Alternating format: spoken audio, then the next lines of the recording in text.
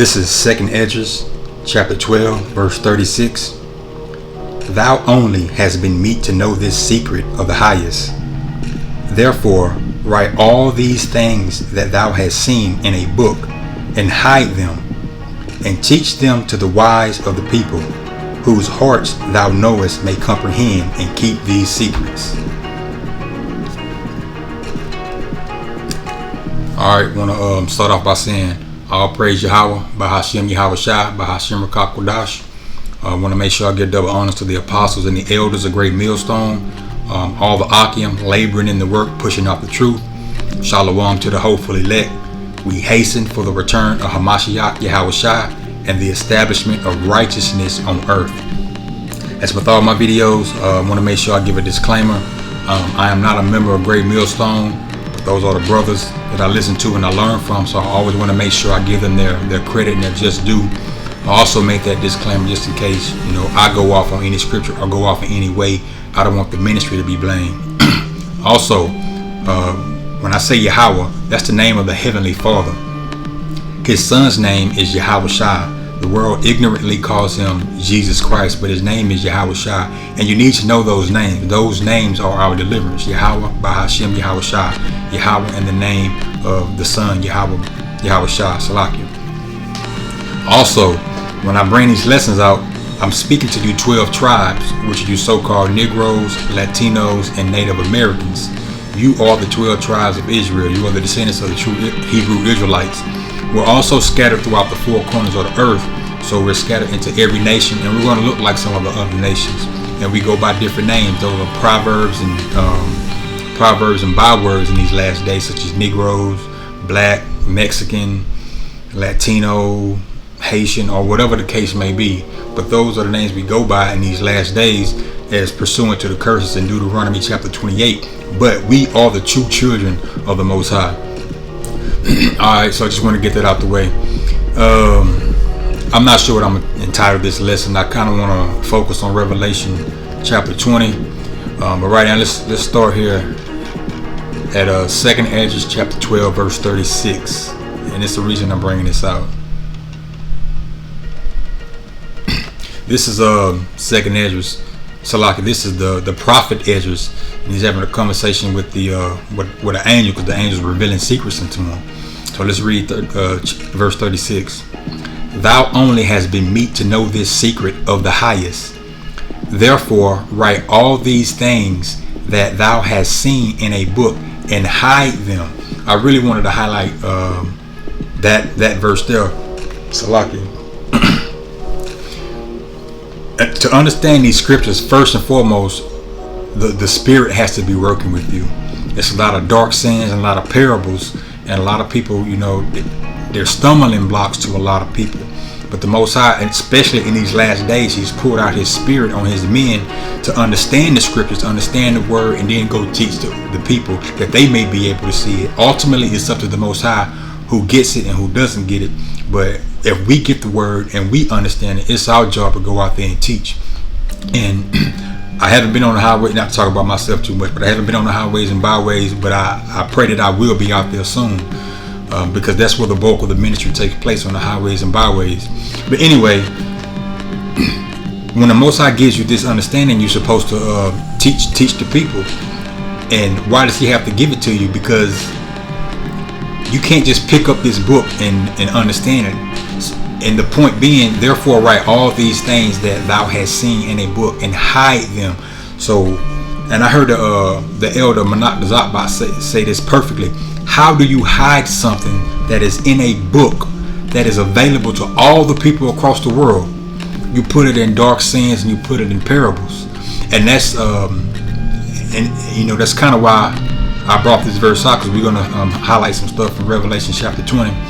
But verse 39, Salaki, verse 38, and teach them to the wise of the people, whose hearts thou knowest may comprehend and keep these secrets.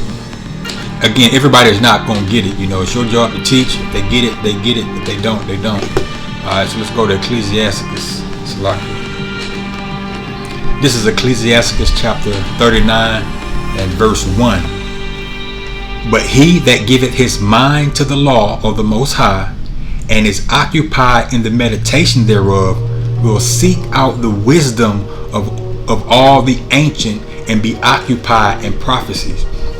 So these are the men who are meditating on the scriptures, meditating on the laws of the Most High, meditating on everything that's said, and we're seeking the wisdom of the ancients. Who are the ancients? The prophets. The men before us, the men that the Most High put the Spirit on and inspired to write these scriptures. And we are occupied in prophecy.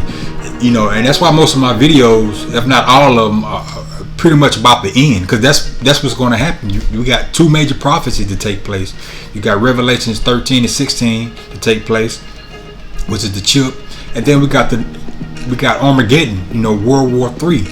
We got that to take place, and then after that, Yahushua is coming back. He's actually going to come back, during Armageddon and deliver us. We hope to be delivered. We call ourselves the hopefully elect, because none of us are saved until we make it on those chariots and we're up out of here.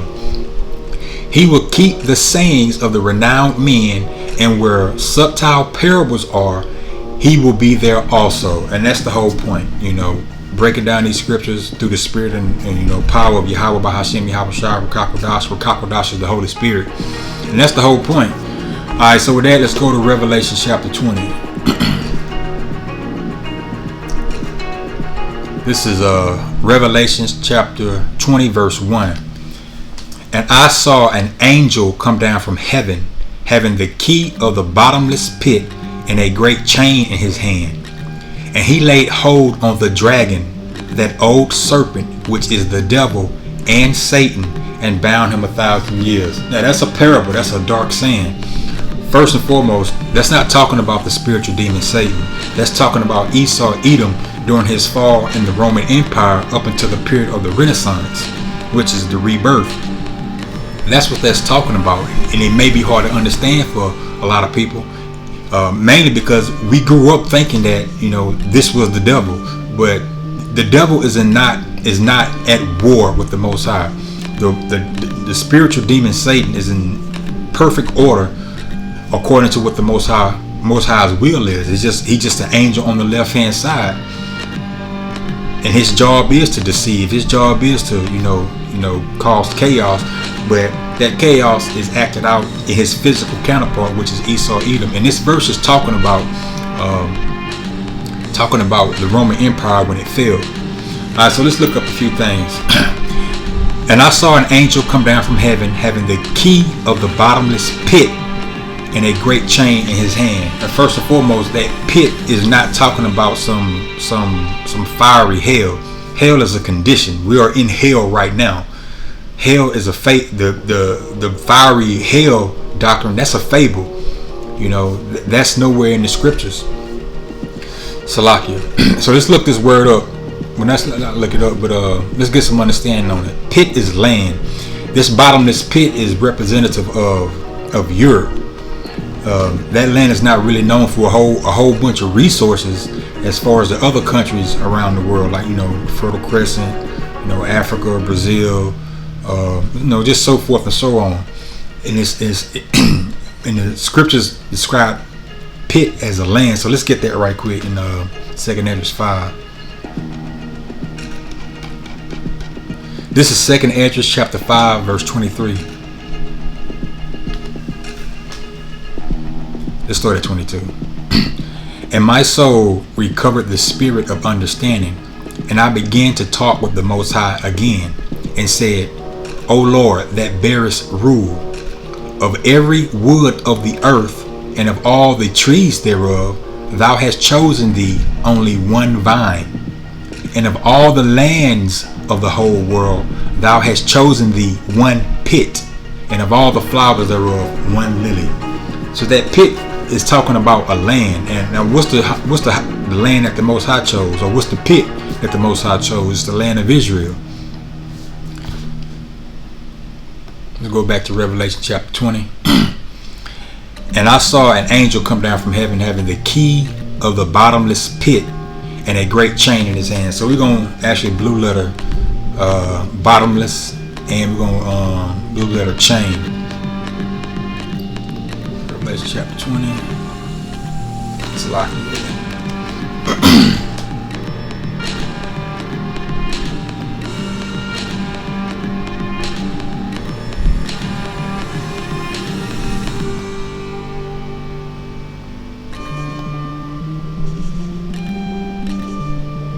said first? Bottomless pit. All right.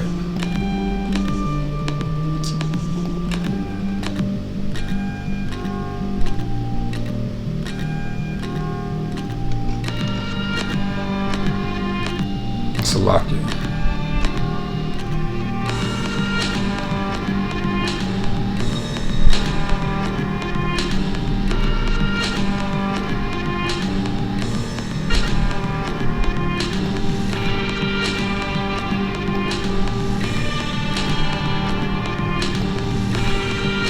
All right, let's hear the word.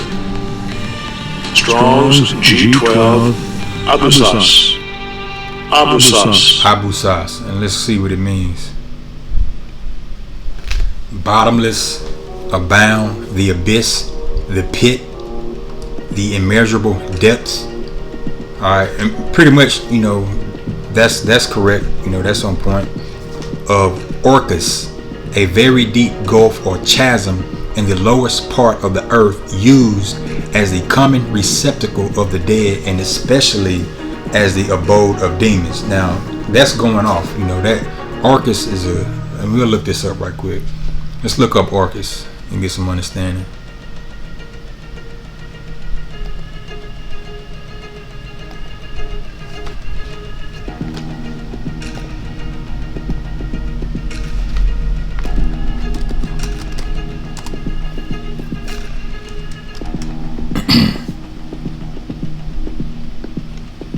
Orcus, Latin. Orcus was a god of the underworld, punisher of broken oaths in Italic and Roman mythology. As with Hades, the name of the god was also used for the underworld itself. It is likely that he was transliterated from the Greek demon Horcus, the personification of oaths and of sons of Eris. So it's a fable, man. It's a Roman. It goes back to Roman god or Greek god. So it's talking about a land. It's not talking about the hell. Hell in the sense of the way Christians teach it, the Christian church teach it, or the Roman Catholic Church teaches it. Let's also look up chains.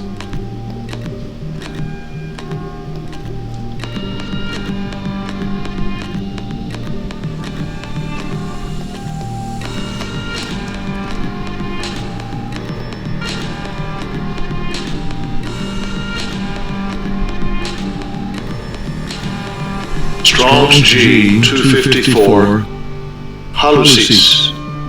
Hallucis. Hallucis. Thayer's Lexicon. Hallucis. Hallucis.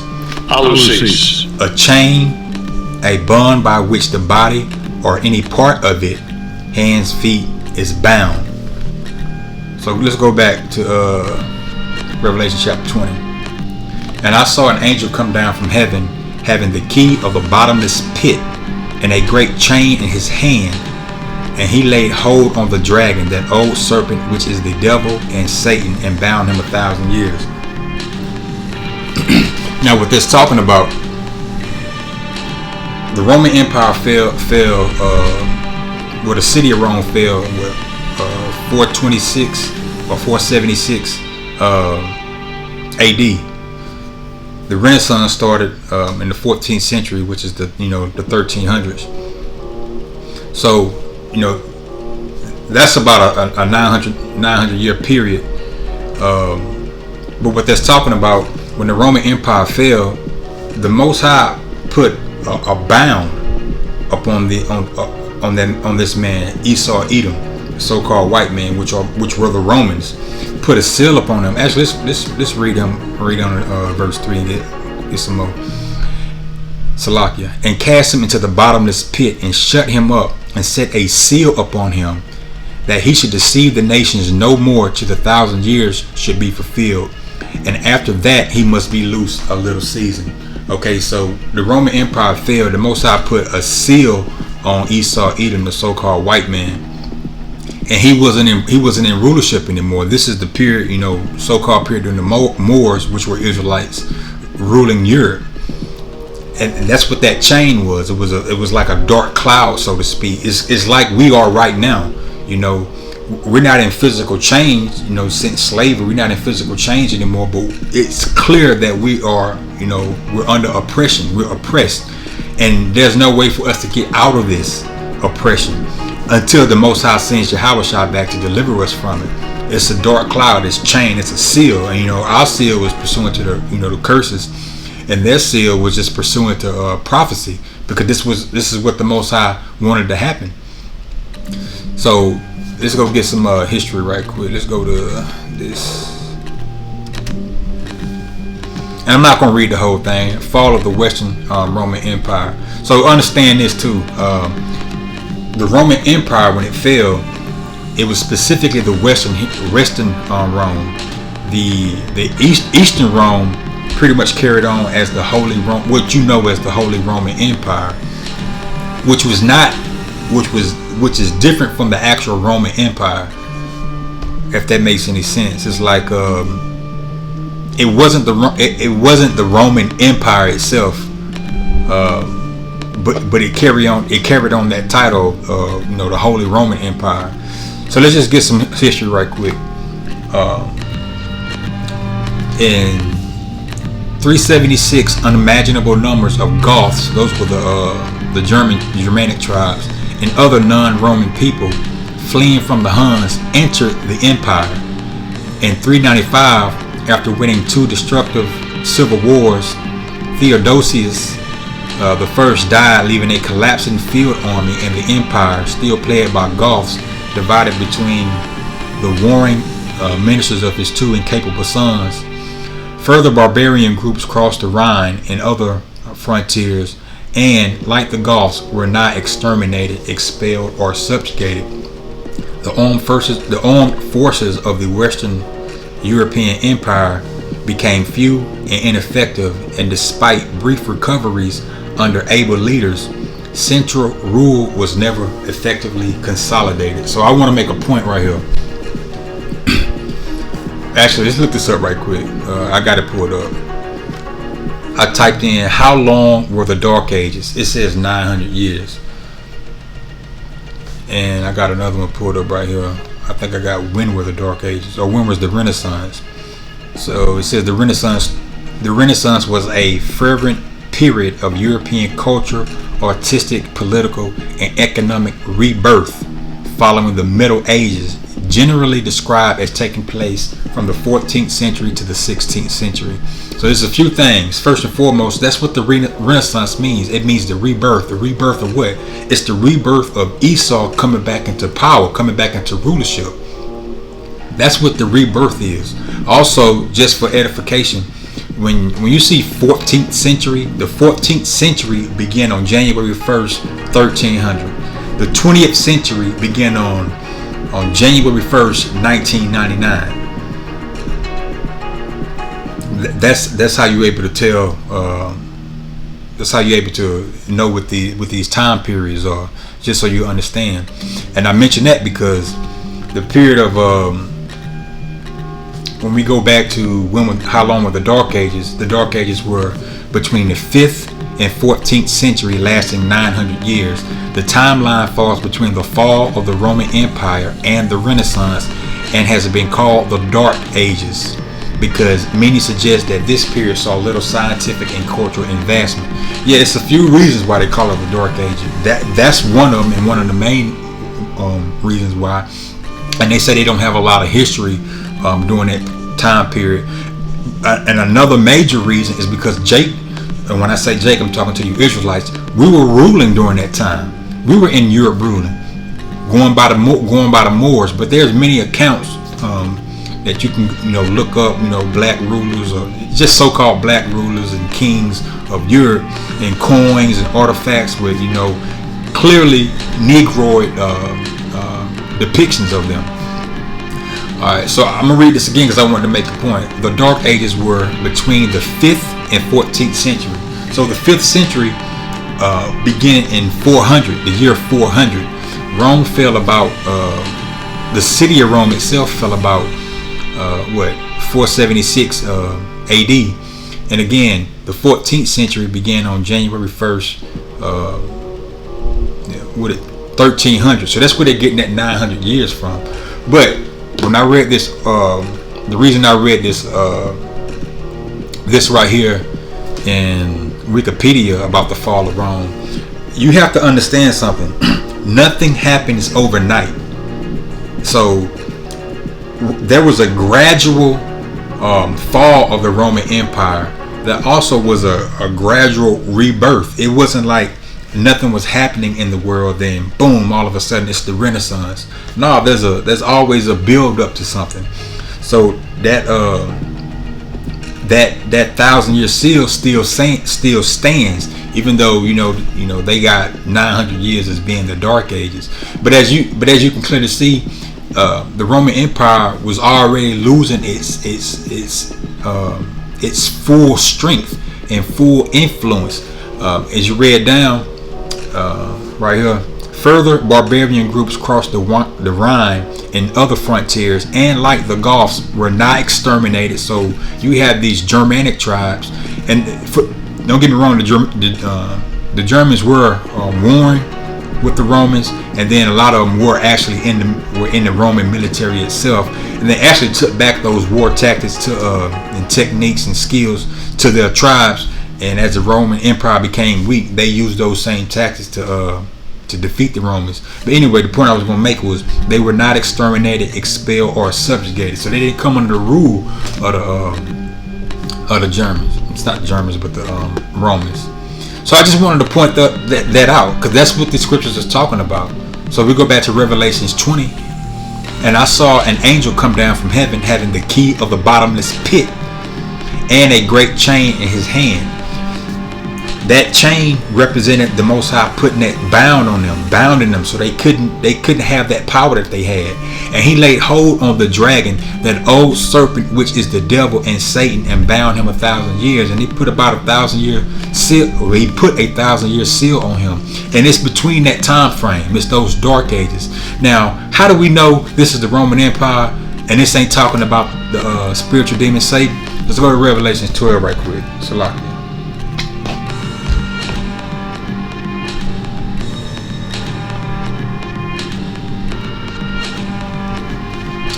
Let's go to Revelation 12.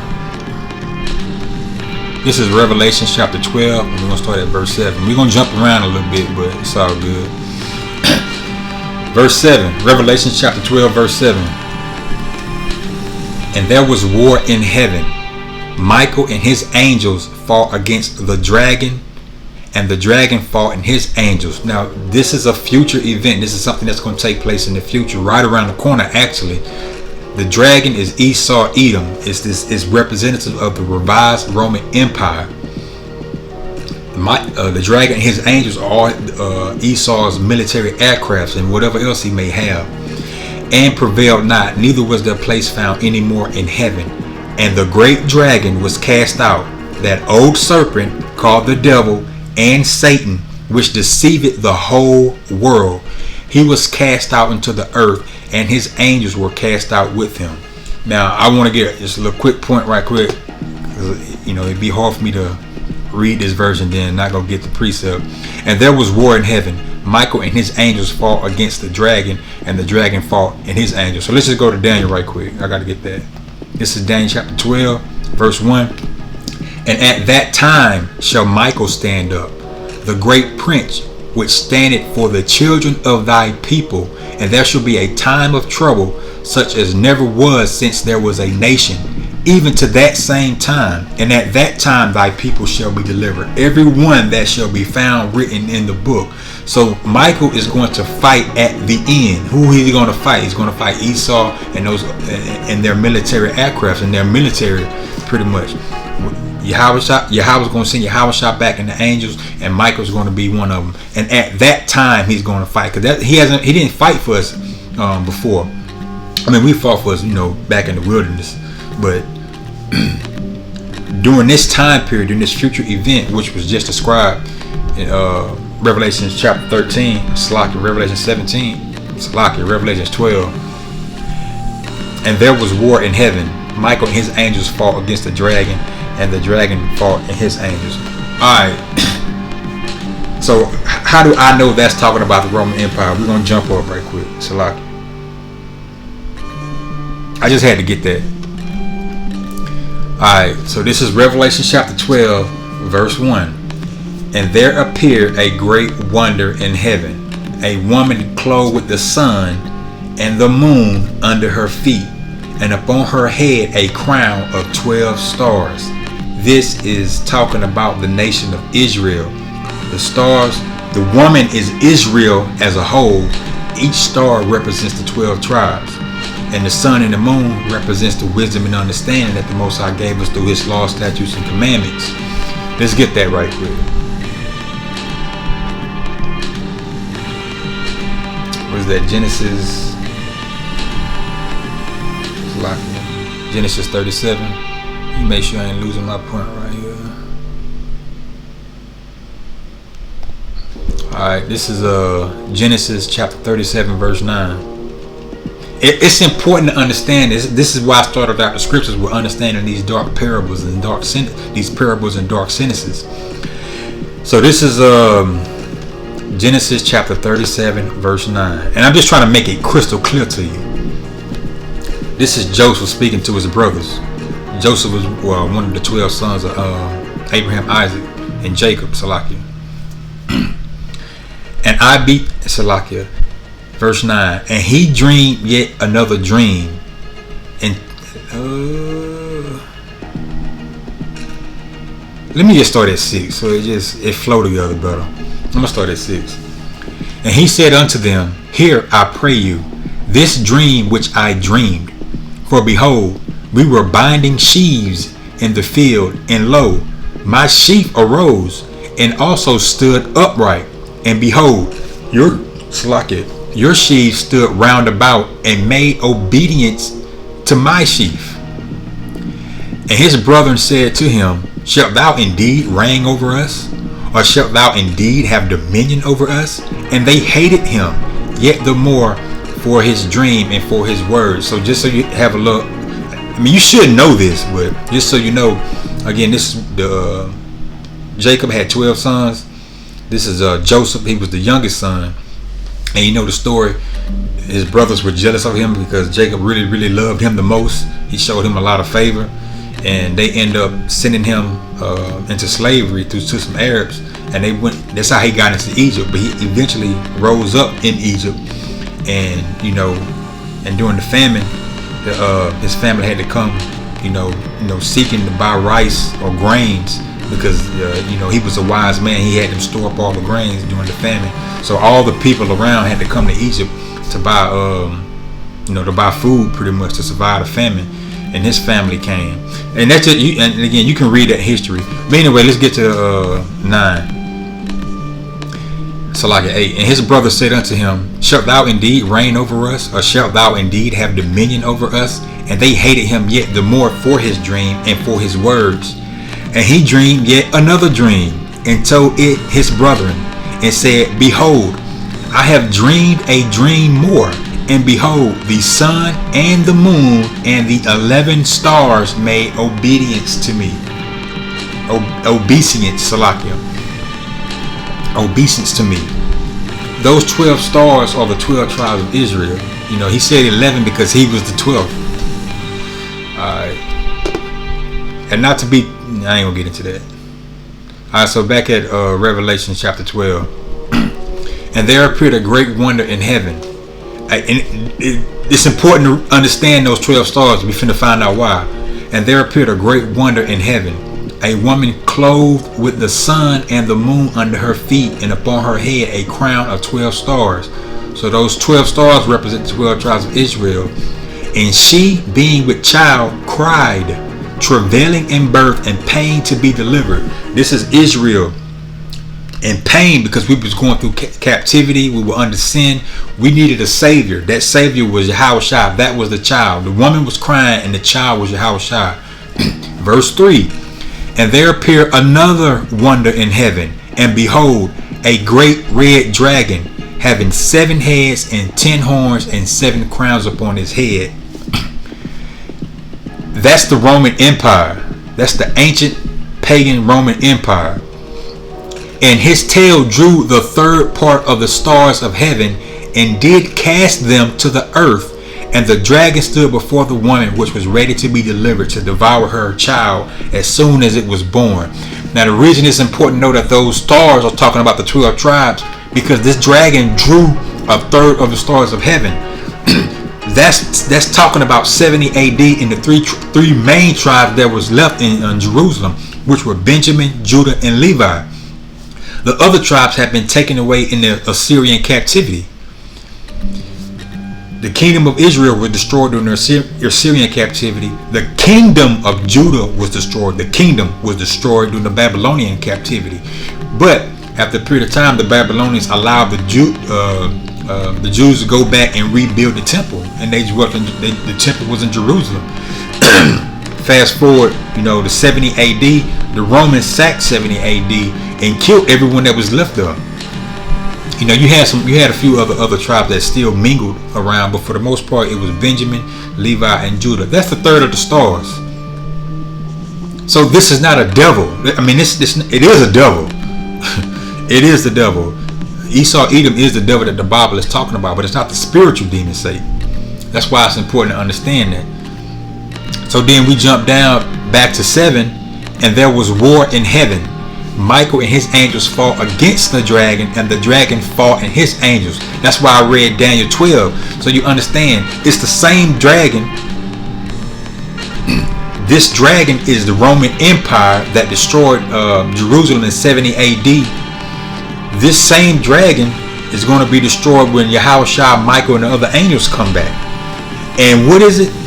And prevailed not, neither was their place found any more in heaven. And the great dragon was cast out, that old serpent called the devil and Satan, which deceived the whole world. And that's what Esau Edom has done, deceived the whole world. And you got to have spiritual eyes to see this. The old serpent, it wasn't a damn snake. And I say this all the time, it wasn't no snake. It was a man teaching Eve doctrine on the left hand side. Because it wasn't just Adam and Eve, just the only two of them on the whole earth. No, the Most High created man and woman and called their name Adam. It was more than one man, but it was that same spirit. The same spirit that was in that man was called the serpent. Came back as Cain, and that same spirit came back as Esau, and it's in the current day Edomite right now, which is a so-called white man. So when we go back to Salakia,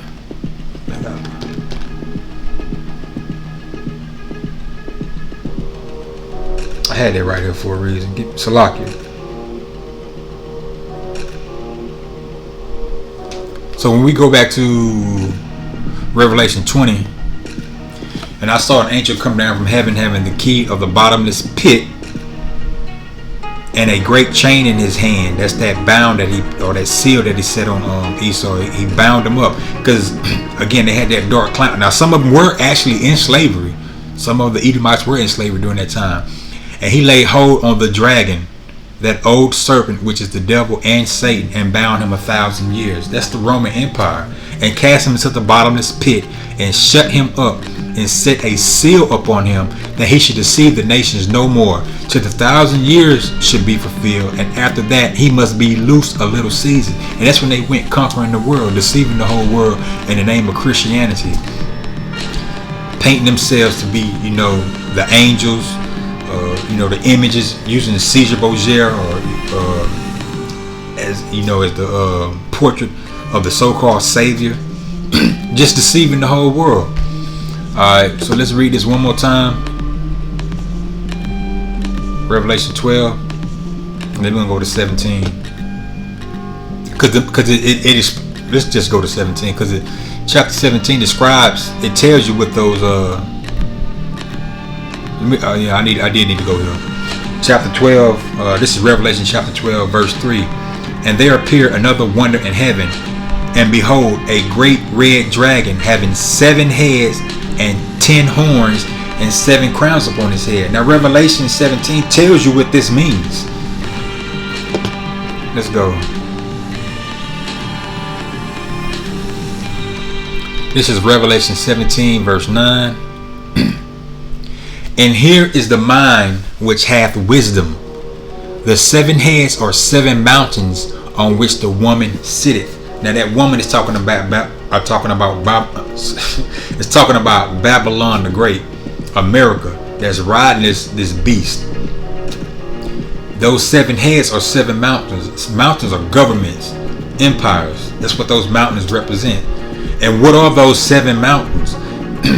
See, the dragon represents, the dragon is the Roman Empire, and the 7 heads represent the major Edomite empires.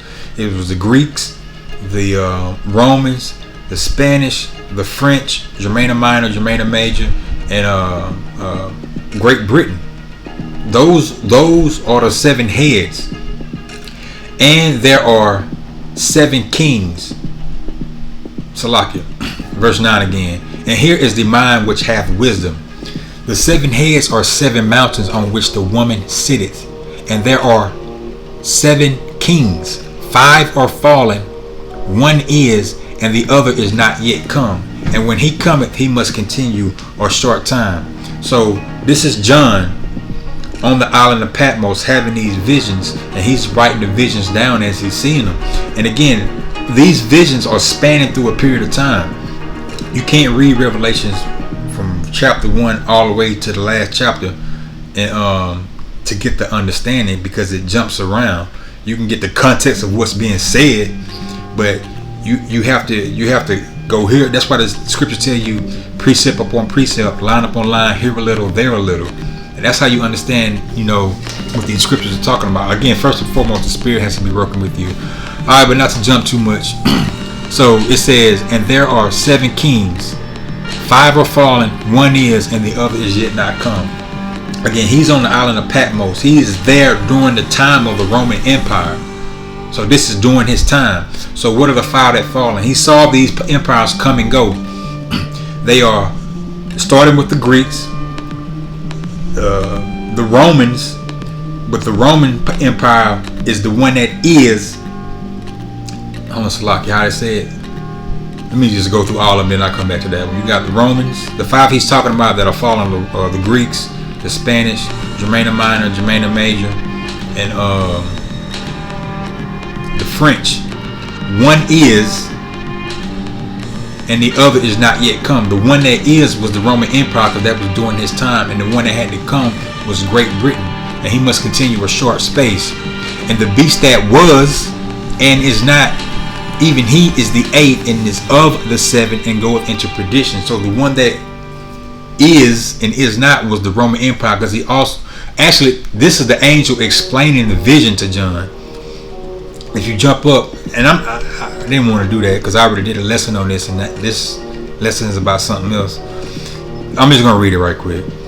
So he carried me away in the spirit into the, this is Revelation chapter 17 verse 3. So he carried me away in the spirit into the wilderness, and I saw a woman sit upon a scarlet colored beast, full of names of blasphemy, having 7 heads and 10 horns. And the woman was I'll skip down on that. Alright, so and this is verse 7. And the woman said unto me, wherefore didst thou marvel? I will tell thee the mystery of the woman and of the beast that carrieth her, which hath the 7 heads and the 10 horns. So John seeing the woman, he's seeing an actual woman on a beast, and he's marveling at the woman. He's marveling at it. And the angel like, why you marveling? I'm gonna tell you the mystery of it. Alright. And here is the mind which hath wisdom. The 7 heads are 7 mountains on which the woman sitteth. So the woman is riding Babylon. The woman is Babylon the Great, which is America. The beast as a totality represents the EU and NATO. America and Canada are part of NATO. And the beast that was and is not, even he is the 8th and is of the 7 and goeth into perdition. And the reason it's worded like that, the beast that was and was not is talking about the Roman Empire. It was during his time, and then it wasn't, because he's seeing this vision that the beast was and was not, and yet is, because it was revised. It's revised right now. We're living under this beast system right now that is the Roman Empire. And the 10 horns which thou sawest are 10 kings, which have received no kingdom as yet, but receive power as kings 1 hour with the beast. Now that's talking about the original EU country. So I got this pulled up. Let's go ahead and get this. And I'm just trying to run through this. I ain't trying to make it too long. So what were the original EU countries? Now it lists 12, but I got a map pulled up that we're gonna get some understanding on that. So you got Belgium, Denmark, Germany, Ireland, Greece, Spain, France, Italy, Luxembourg, the Netherlands, Portugal, and the United Kingdom. That's 12. Now you go to this map, it lists the same 12, but what you have to understand is Portugal and Spain are one, Ireland and the United Kingdom are one. Now they've since divided, through history, and that's what takes place in history. Lines divide, but it all goes back to the same people. And that's what the scriptures are talking about when it's talking about this beast. It's these Edomites. It's the same people in their system that's been governing, that's been in power, that's governing this world right now. Let me get this. I was gonna get this. It ain't a lot in it. This is the Treaty of Rome. The Treaty of Rome, or EEC, European Economic, which means European Economic Community Treaty. The Treaty of Rome, or EEC, European Economic Community Treaty, brought about the creation of the European Economic Community, the best known of the European communities. The treaty was signed on 25th March 1957 by Belgium, France, Italy, Luxembourg, the Netherlands, and West Germany. And why was it called the Treaty of Rome? What did Rome have to do with it? It's the Roman Empire being reborn. That's basically what it was. I'm gonna get this too. I got it right here. No, that's not it.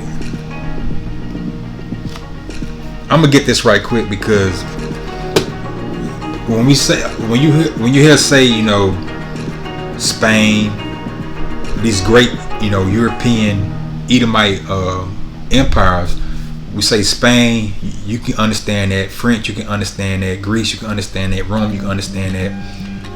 In England or Great Britain, you can understand that. But when we say Germania Major, Germania Major, you might not get that. And I try to always mention this. A lot of those little countries that are in Northern Europe, a lot of those come from the Germanic tribes. So I'm just gonna try to get this right quick. I ain't gonna stay too long.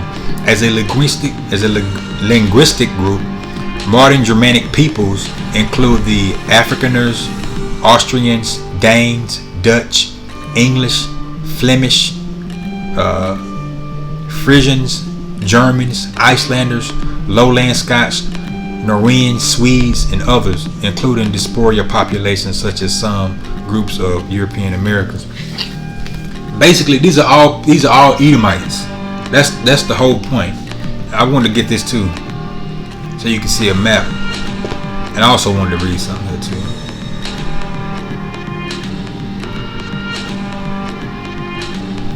So when we say Germania Minor, Germania Major, you can say Upper Germany or the Upper Germania or Lower Germania, East or West. It's pretty much the same thing. And this is a map of it right here. Kingdom of the East Goths, Kingdom of the West Goths. And again, when we say German, the Goths were those Germanic tribes. It's just that the names, through history, the names are changed. Lines are divided, lines change, countries change, and it becomes confusing. But it all goes back to the same people.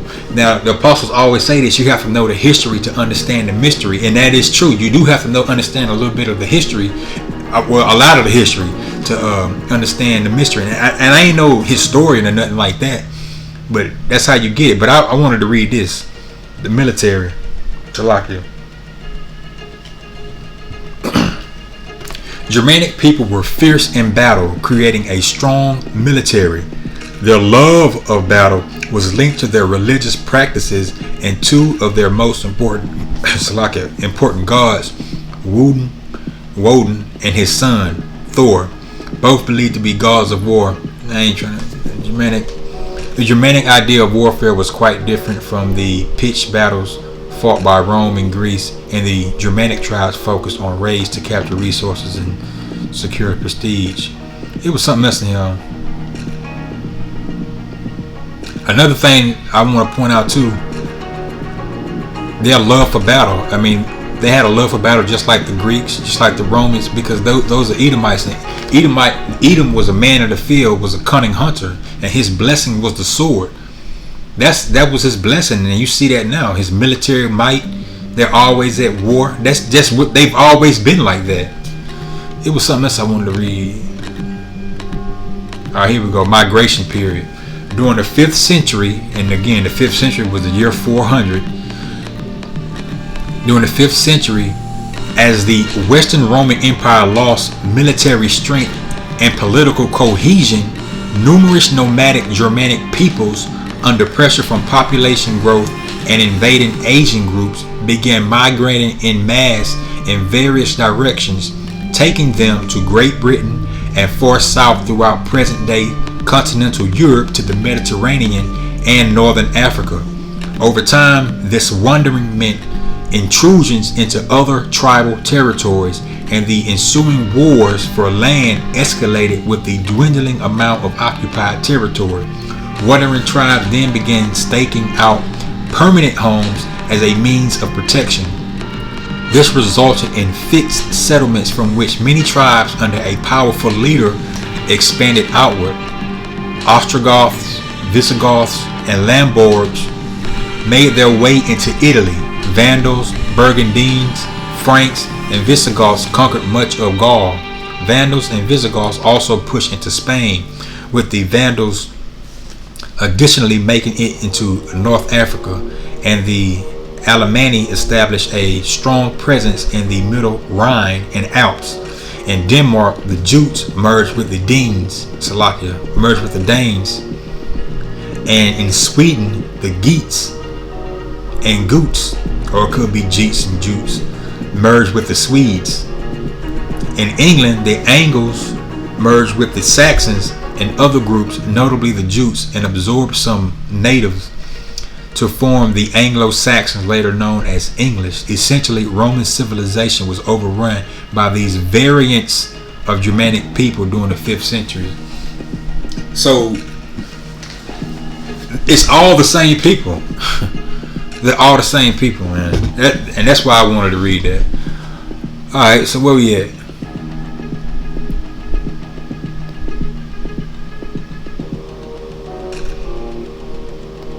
Salakia. Alright. Revelation chapter 17 verse 9 again. And here is the mind which hath wisdom. The 7 heads are 7 mountains on which the woman sitteth. And there are 7 kings. 5 are fallen, and 1 is, and the other is not yet come. And when he cometh, he must continue a short space. Salakia.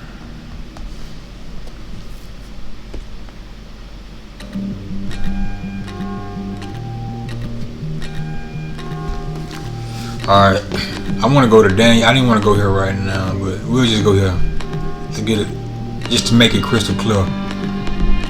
Alright, this is Daniel chapter 7 verse 2, because I'm actually going to come back here.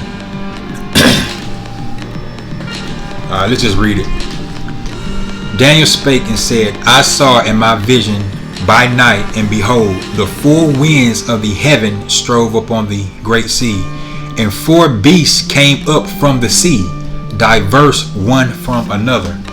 The first was like a lion, and had eagle's wings. And I beheld till the wings thereof were plucked, and itself was lifted up from the earth, and made stand upon. I'm reading it wrong. This is Daniel chapter 7 verse 4. The first was like a lion, and had eagle's wings. I beheld till the wings thereof were plucked, and it was lifted up from the ground. And it was lifted up from the earth, and made stand upon the feet as a man, and a man's heart was given to it. Alright, that's talking about the Babylonian Empire. Now you gotta have a little understanding. It's actually talking about it's kind of mentioned in the Assyrian Empire, because the Assyrian Empire, their symbol was the lion with the wings, but it's mainly focusing on the Babylonian Empire, and it's really describing King Nebuchadnezzar. That's the man that made it sit up on his feet. That's why I was given the heart of a man. And behold, another beast, a second like to a bear, and it raised up itself on one side, and it had 3 ribs in the mouth of it, between the teeth of it. And they said thus unto it, Arise and devour much flesh. Let me read that over again, Salakia. And behold, another beast, a second like to a bear, and it raised up itself on one side, and it had 3 ribs in the mouth of it, between the teeth of it. And they said thus unto it, Arise, devour much flesh. Now that's talking about the Medo-Persian Empire, and the reason it was on their side because it was an alliance between the Medes and the Persians, but the Persians were greater as an empire. That's why it was on its side. And Daniel chapter 8 will tell you that too. And this is verse 6. After this I beheld, and lo, another like a leopard, which had upon the back of it 4 wings of a fowl. The beast had also 4 heads, and dominion was given to it. Now that's talking about the Greeks, the Greek Empire, Alexander the Great, and those 4 heads represent the 4 generals that took power, took control once Alexander the Great died. After this I saw in the night visions, and behold, a 4th beast, dreadful and terrible and strong exceedingly, and it had great iron teeth. It devoured and brake in pieces, and stamped the residue with the feet of it. It was diverse from all the beasts that were before it, and it had 10 horns. Now that's the same Daniel and John. They're seeing the same beast. They're seeing the same image. It's this because they're seeing the same event. Now this is the Roman Empire right here. So when we go back to Revelation chapter 12, verse 3, and there appeared another wonder in heaven, and behold, a great red dragon having 7 heads and 10 horns, and 7 crowns upon his head. It's the same thing. It's the Roman Empire. And this is who Michael is coming back to defeat when Yahushua. This is who Yahweh, by Hashem Yahushua, is coming back to destroy. When Yahweh sends Yahushua back along with Michael and the angels, they're coming back to destroy this revised empire. So when we go to Revelation 20, and it says, and I saw an angel come down from heaven, having the key of the bottomless pit, and a great chain in his hand, and he laid hold on the dragon, that old serpent, which is the devil and Satan, and bound him 1,000 years. That is the Roman Empire that's describing it when it fell. And cast him into the bottomless pit, and shut him up, and set a seal upon him, that he should deceive the nations no more, till the 1,000 years should be fulfilled, and after that he must be loose a little season. Now we always tell you this when you read Revelation. You got to understand it jumps, and I don't mean just by chapter. It could be and I don't mean just from chapter. It could be from verse to verse. It'll jump in time, and this verse 4 is one time that it jumps. It's lock it right quick.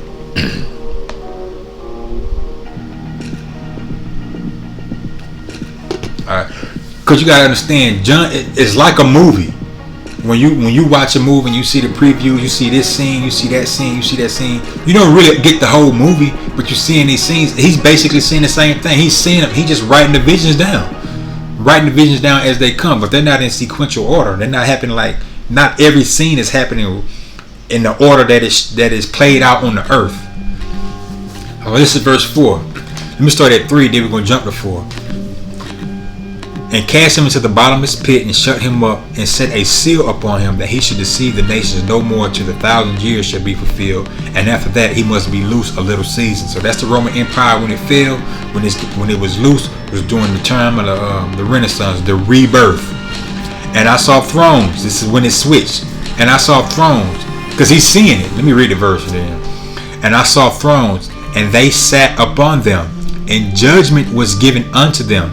And I saw the souls of them that were beheaded for the witness of Yahushua and for the word of the Most High, and which had not worshipped the beast, neither his image, neither had received his mark upon their foreheads or in their hands, and they live and reign with Hamashiach 1,000 years. Hamashiach means the Messiah, or Christ just means the anointed. So when we say Hamashiach, the Messiah, the anointed. So he's seen the vision of the Roman Empire being taken down, and that seal being put on them, and them coming back after a period of time. Now he's seeing the vision of the saints. And I saw thrones, and they sat upon them, and judgment was given unto them. And I saw the souls of them that were beheaded for the witness of Hamashiach. Those are the apostles and the prophets that were beheaded. And some of us going to be beheaded in these times, for not taking the MOB, the MOTB, the Revelation 13 and 16. Some of us going to be beheaded as well. And for the word of the Most High, and for the word, for preaching the word, and which had not worshipped the beast. And the beast is this system. It's this Edomite, it's this European so-called white Edomite system that's governing this world right now.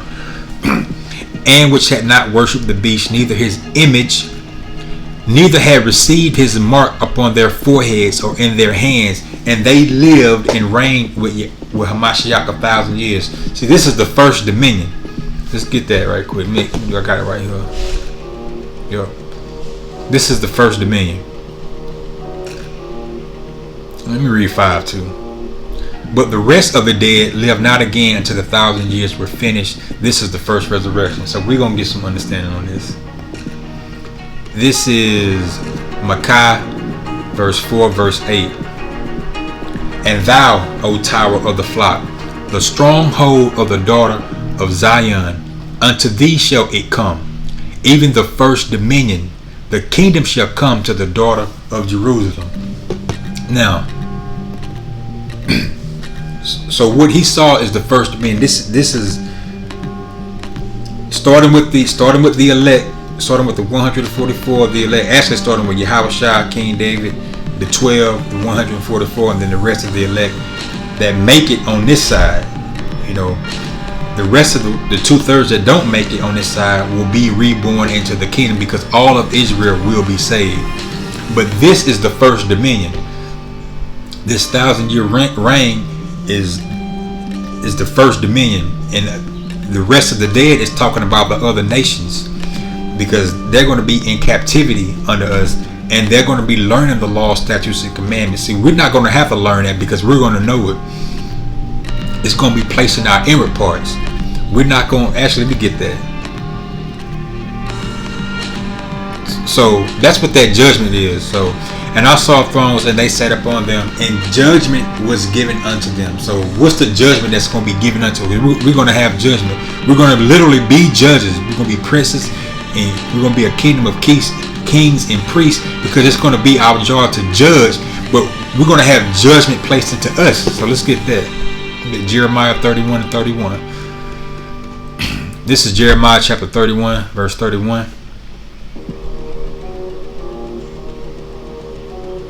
Behold, the days come, saith Yahweh, that I will make a new covenant with the house of Israel and with the house of Judah. Those are the two kingdoms. You had the northern kingdom, which was the kingdom of Israel, and you had the kingdom of Judah, which was the southern kingdom. The Assyrians destroyed the northern kingdom and took them captive. They came over here pursuant to 2nd Ezra 13. Let me just get, I wasn't planning on getting that, but let's just get it right quick, since I mentioned it. This is 2nd Ezra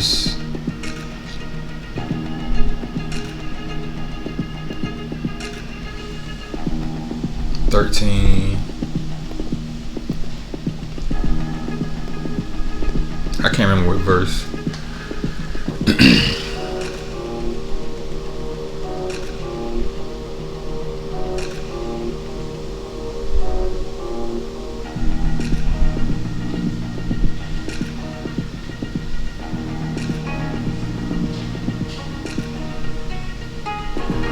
Salakia.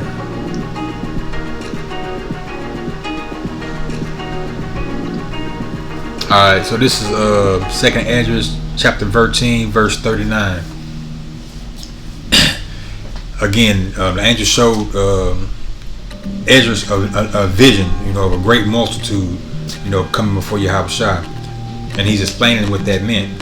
And whereas thou sawest that he gathered another peaceable multitude unto him, those are the 10 tribes which were carried away prisoner out of their own land in the time of Osei the king, whom Salmanasar the king of Assyria led away captive, and he carried them over the waters, and so came they into another land.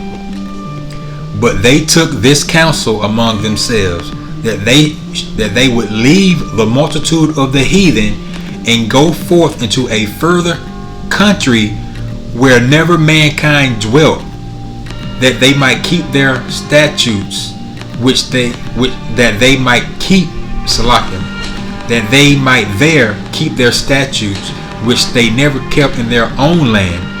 And they entered into Euphrates by the narrow place of the river. For the Most High then showed signs for them, and held still the flood till they were passed over. For through that country there was a great way to go, namely of a year and a half, and the same region is called Asarath, which means unknown land. So that's how the other 10 tribes came over here to the Americas. That's why we say you Negroes, Latinos, and Native Americans make up the 12 tribes of Israel. I just had to get that right quick. So where we at? So that's remember, in the kingdom were divided. They were against each other. That's why he said he gonna bring Israel and Judah. So this is Jeremiah chapter 31, verse 31. Behold, the days come, saith Yahweh, that I will make a new covenant with the house of Israel and with the house of Judah, not according to the covenant that I made with their fathers in the day that I took them by the hand to bring them out of the land of Egypt, which my covenant they break, although I was an husband unto them, saith Yahweh. And we broke the laws. We're all guilty of that. That's why we're in this condition right now. That's why we got this dark cloud over us. That's why we can't break out of it until Yahushua comes. Let me not say like we're gonna break out of it when he come back. He's gonna break us out of it. He's gonna break our yokes up off our necks. But this shall be the covenant that I will make with the house of Israel. Another point I want to make out. Israel, Most High always likens Israel to a comely woman. That's why he said he was a husband to us. That's why he was so pissed off when we was hoeing after other gods. That's the rage that a man feels if his woman cheating on him. Imagine the Most High looking at us as his woman and we cheating on him with other gods. He was pissed the hell out. In fact, so pissed, look at our history. That's how pissed off he is. Or was. Alright, back at 33. But this shall be the covenant that I will make with the house of Israel. That's the whole nation. After those days, saith Yahweh, I will put my law in their inward parts, and write in their hearts. And Slakia. Read that again. But this shall be the covenant that I will make with the house of Israel. After those days, saith Yahweh, I will put my law in their inward parts, and write it in their hearts, and will be their power, and they shall be my people.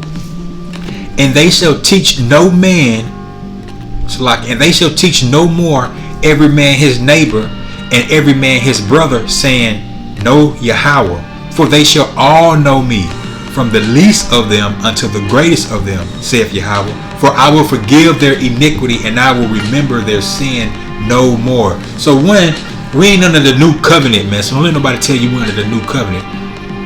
We have yet to receive the new covenant. That's what we're looking for. But the Most High is going to change us.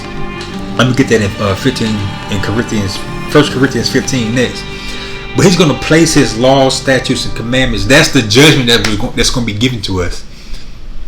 Because that's what we're supposed, and that's what we're learning to do right now. When we come back to these laws, statutes, and commandments, we come back to the Most High. We seeking repentance. We seeking the understanding.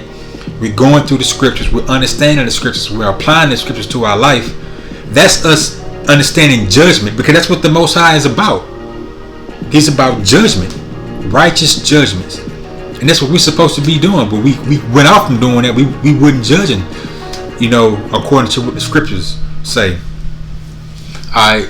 But again, he's going to place his laws, statutes, and commandments in our inward parts. So we ain't going to be able to sin. That's why we ain't going to be able to die. That's why we're going to have immortality. Because sin is death. But we ain't going to sin, so we ain't going to die. We're going to have immortality. Let's go to 1 Corinthians 15. So like, get a little sip right quick. This is 1 Corinthians. My fault, tangled it up today. And we ain't great orators. We bring out the scriptures, put the scriptures on there. You can read it. Give you the understanding. I mean, don't expect me to give, talk like Joel Osteen or T.D. Jakes or whatever. I'm just a regular person. That's it. This is 1 Corinthians 15 and 51.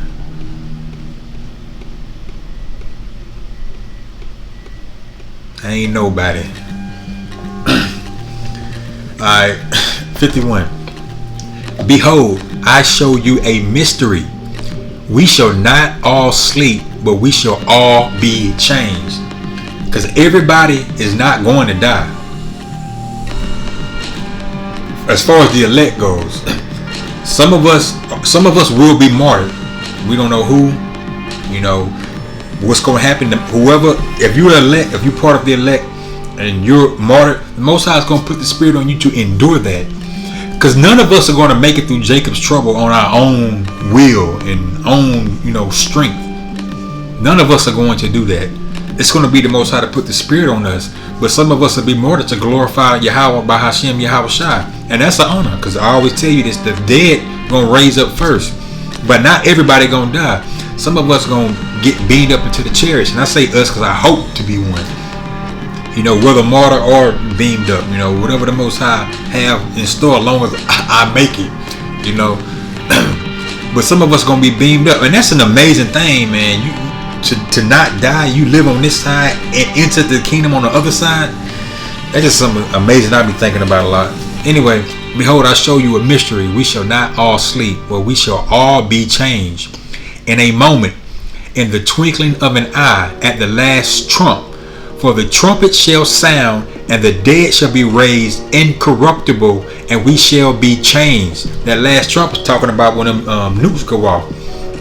What Job tell you, in 6 troubles, yea, in 7 he shall deliver us.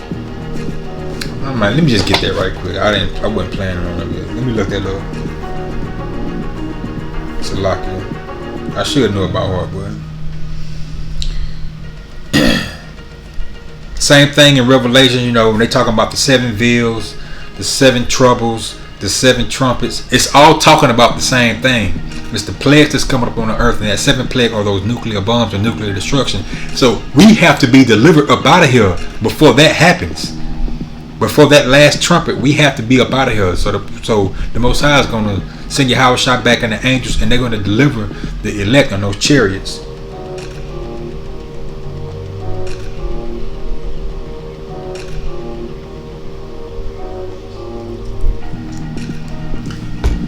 Job 15, Job 5 and 19. Let me get this. Let me use this one. Since I mentioned it, I'm going to just get it.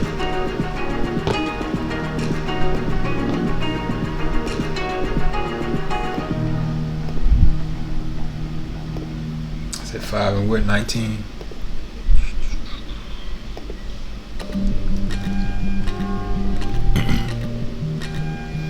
Start at 18. For he maketh sore and bindeth up, he woundeth, and his hands make whole. It's talking about the Most High. This is Job talking about the Most High, which he does all these things.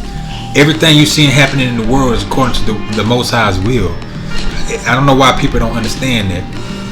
Well, I know why, because you've been taught that the Most High, he love. The Most High is love, but he also creates good and evil.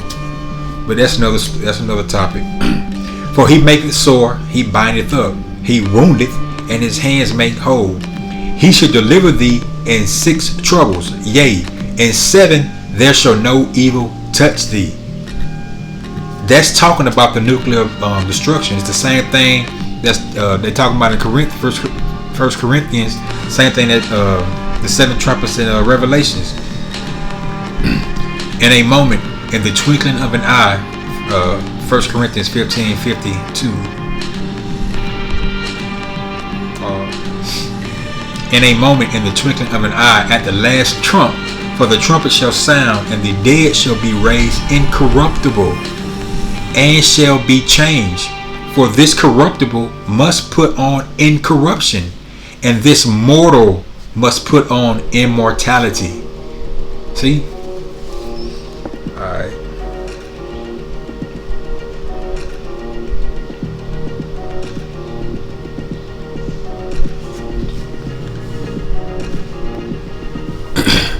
Alright, so back Revelation 20 verse 4. And I saw thrones, and they sat upon them, and judgment was given unto them. That's what that's talking about. And I saw the souls of them that were beheaded for the witness of Hamashiach. Those are the apostles that were beheaded in ancient times, and some of us that's going to be more in these times. And for the word of the Most High, and which had not worshipped the beast, neither his image, neither had received his mark upon their foreheads. Now, what is this beast talking about? It's talking about this current Edomite system that's running the world right now. Let's go get that. This is Revelation 13.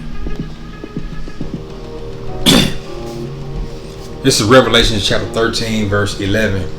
And I beheld another beast coming up out of the earth, and he had two horns like a lamb, and he spake as a dragon. This is talking about the revised Roman Empire, mainly dealing with America. It's that two-party system. They have two horns like a lamb. They come as a lamb as if they wanted to help, but they speak as a dragon. And again, how do they speak as a dragon? They speak as a dragon through their laws, through their draconian laws. Look at all the things that's going on in the world right now. I ain't speaking on that right now, not on this video. But more than likely I'm gonna be doing another video on that subject in the future, because that's what's going on, and it's clear to see that they're pushing some type of agenda. But whatever. And he exercised all the power of the first beast before him, and caused the earth and them which dwell therein to worship the first beast, whose deadly wound was healed. What was the beast that was before him? It was the actual ancient Roman Empire. How does he cause all the earth and them which dwell therein to worship the first beast? Because they have this power structure which is based off the same pagan ancient Roman ways, whether it's the political, military, doctrine, and other type of agendas and philosophies that they push around the world. They push it around the world, and you don't have a choice but to do business with this person. When I'm talking about this person, I'm talking about Esau Edom, this beast system that they're governing. That's how they call, and the deception, with the media, chasing money, sleeping with whoever you want to sleep with. And it ain't just those things, but the American dream, capitalism. Those are all those doctrines and philosophies and agendas are what make the world wonder after the beast. And he doeth great wonders, so that he maketh fire come down from heaven and the earth in the sight of men. That's talking about when America actually dropped nuclear atom bombs on Hiroshima. You had Fat Boy, I think that was dropped on Nagasaki, and Little Man, which was dropped on Hiroshima. And he had power to give life unto the beast. And he had power to give life unto the image of the beast, that the image of the beast should both speak and cause that as many as would not worship the image of the beast should be killed. And he caused all, both small and great, rich and poor, free and bond, to receive a mark in their right hand and on their foreheads, and that no man might buy or sell save he that had the mark or the name of the beast or the number of his name. So those who get, so John, he saw those who got victory over the beast. So you know what period that's talking about. I'm gonna come back here and I'm gonna jump up because I want to get something else. And I saw thrones, and they sat upon them. This is Revelation chapter 20, verse 4 again. And I saw thrones, and they sat upon them, and judgment was given unto them. And I saw the souls of them that were beheaded for the witness of Yahushua, and for the word of the Most High, and which had not worshipped the beast, neither his image, neither had received his mark upon their foreheads or in their hands. And they live and reign with Hamashiach 1,000 years. Alright, so let's go back to 13 right quick. So that's the image of the beast that it's talking about. I don't have to, but I wanted to do this anyway. Let's jump up to 13. Just get a little bit more understanding. This is Revelation chapter 13, and this is John seeing this image, seeing these images. And I stood up on the sand of the sea, and saw a beast rise up out of the sea, having 7 heads and 10 horns, and upon his horns 10 crowns, and upon his heads the name of blasphemy. And the beast which I saw was like unto a leopard, and his feet were as the feet of a bear, and his mouth as the mouth of a lion. And the dragon gave him his power and his seat and great authority. So let me get 3 right quick too. And I saw one of his heads as it were wounded to death, and his deadly wound was healed, and all the world wondered after the beast. So I have to get this because it's important to understand. He's seeing an actual beast rise up out of the water, out of the sea. This beast is a representation of all the Edomite empires, starting from the Greeks, all the Edomite empires up until this very time, starting with the Greeks, the Romans, the Spanish, Germania Major, Germania Minor, the Franks, and Great Britain. And I stood on the sand of the sea, and I saw a beast rise up out of the sea, having 7 heads and 10 horns. And there's 10 horns of those other European countries.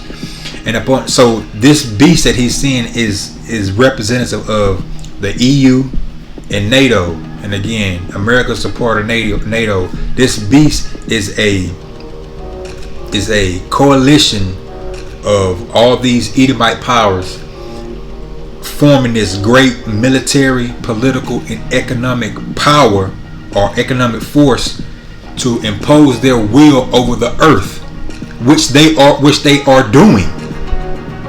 That's what the beast is, creating this system.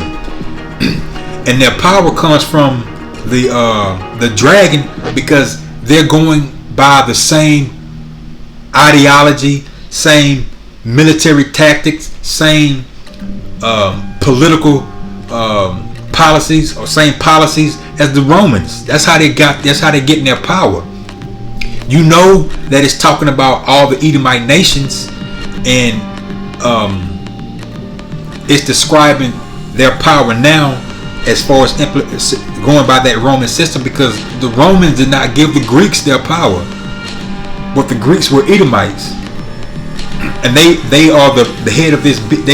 They started this whole Edomite empire. They were the first major empire of Edomites.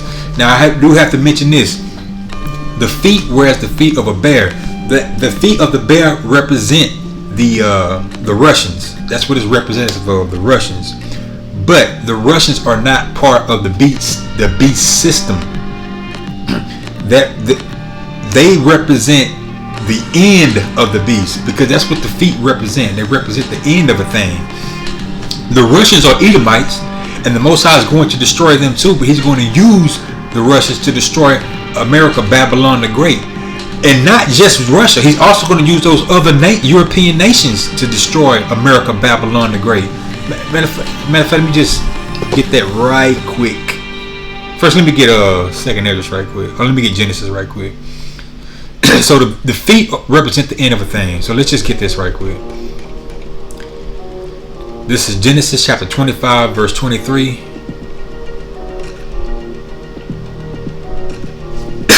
Salakia.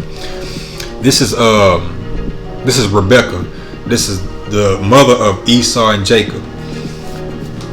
And Yahweh said unto her, 2 nations are in thy womb, and 2 manner of people shall be separated from thy bowels, and the one people shall be stronger than the other, and the elder shall serve the younger. So Esau was the first one born.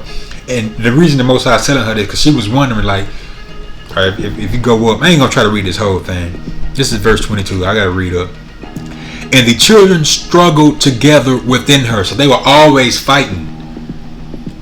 And that's the way the Most High made it. If you got the spirit to understand, the Most High said, I will put, back in the Garden of Eden, and when we talked to the serpent, it said, I will put enmity between thy seed and the woman's seed. We ain't fighting. You know, a snake didn't have seeds, didn't have kids, you know, human kids, reptilian kids, and we fighting against them. No, man, it's the spirit. It's those same spirits. And it's hard for people to grasp the concept that you so-called black people, Negroes, Latinos, Native Americans, and so-called white people, that y'all started out as brothers, twin brothers, Esau and Edom.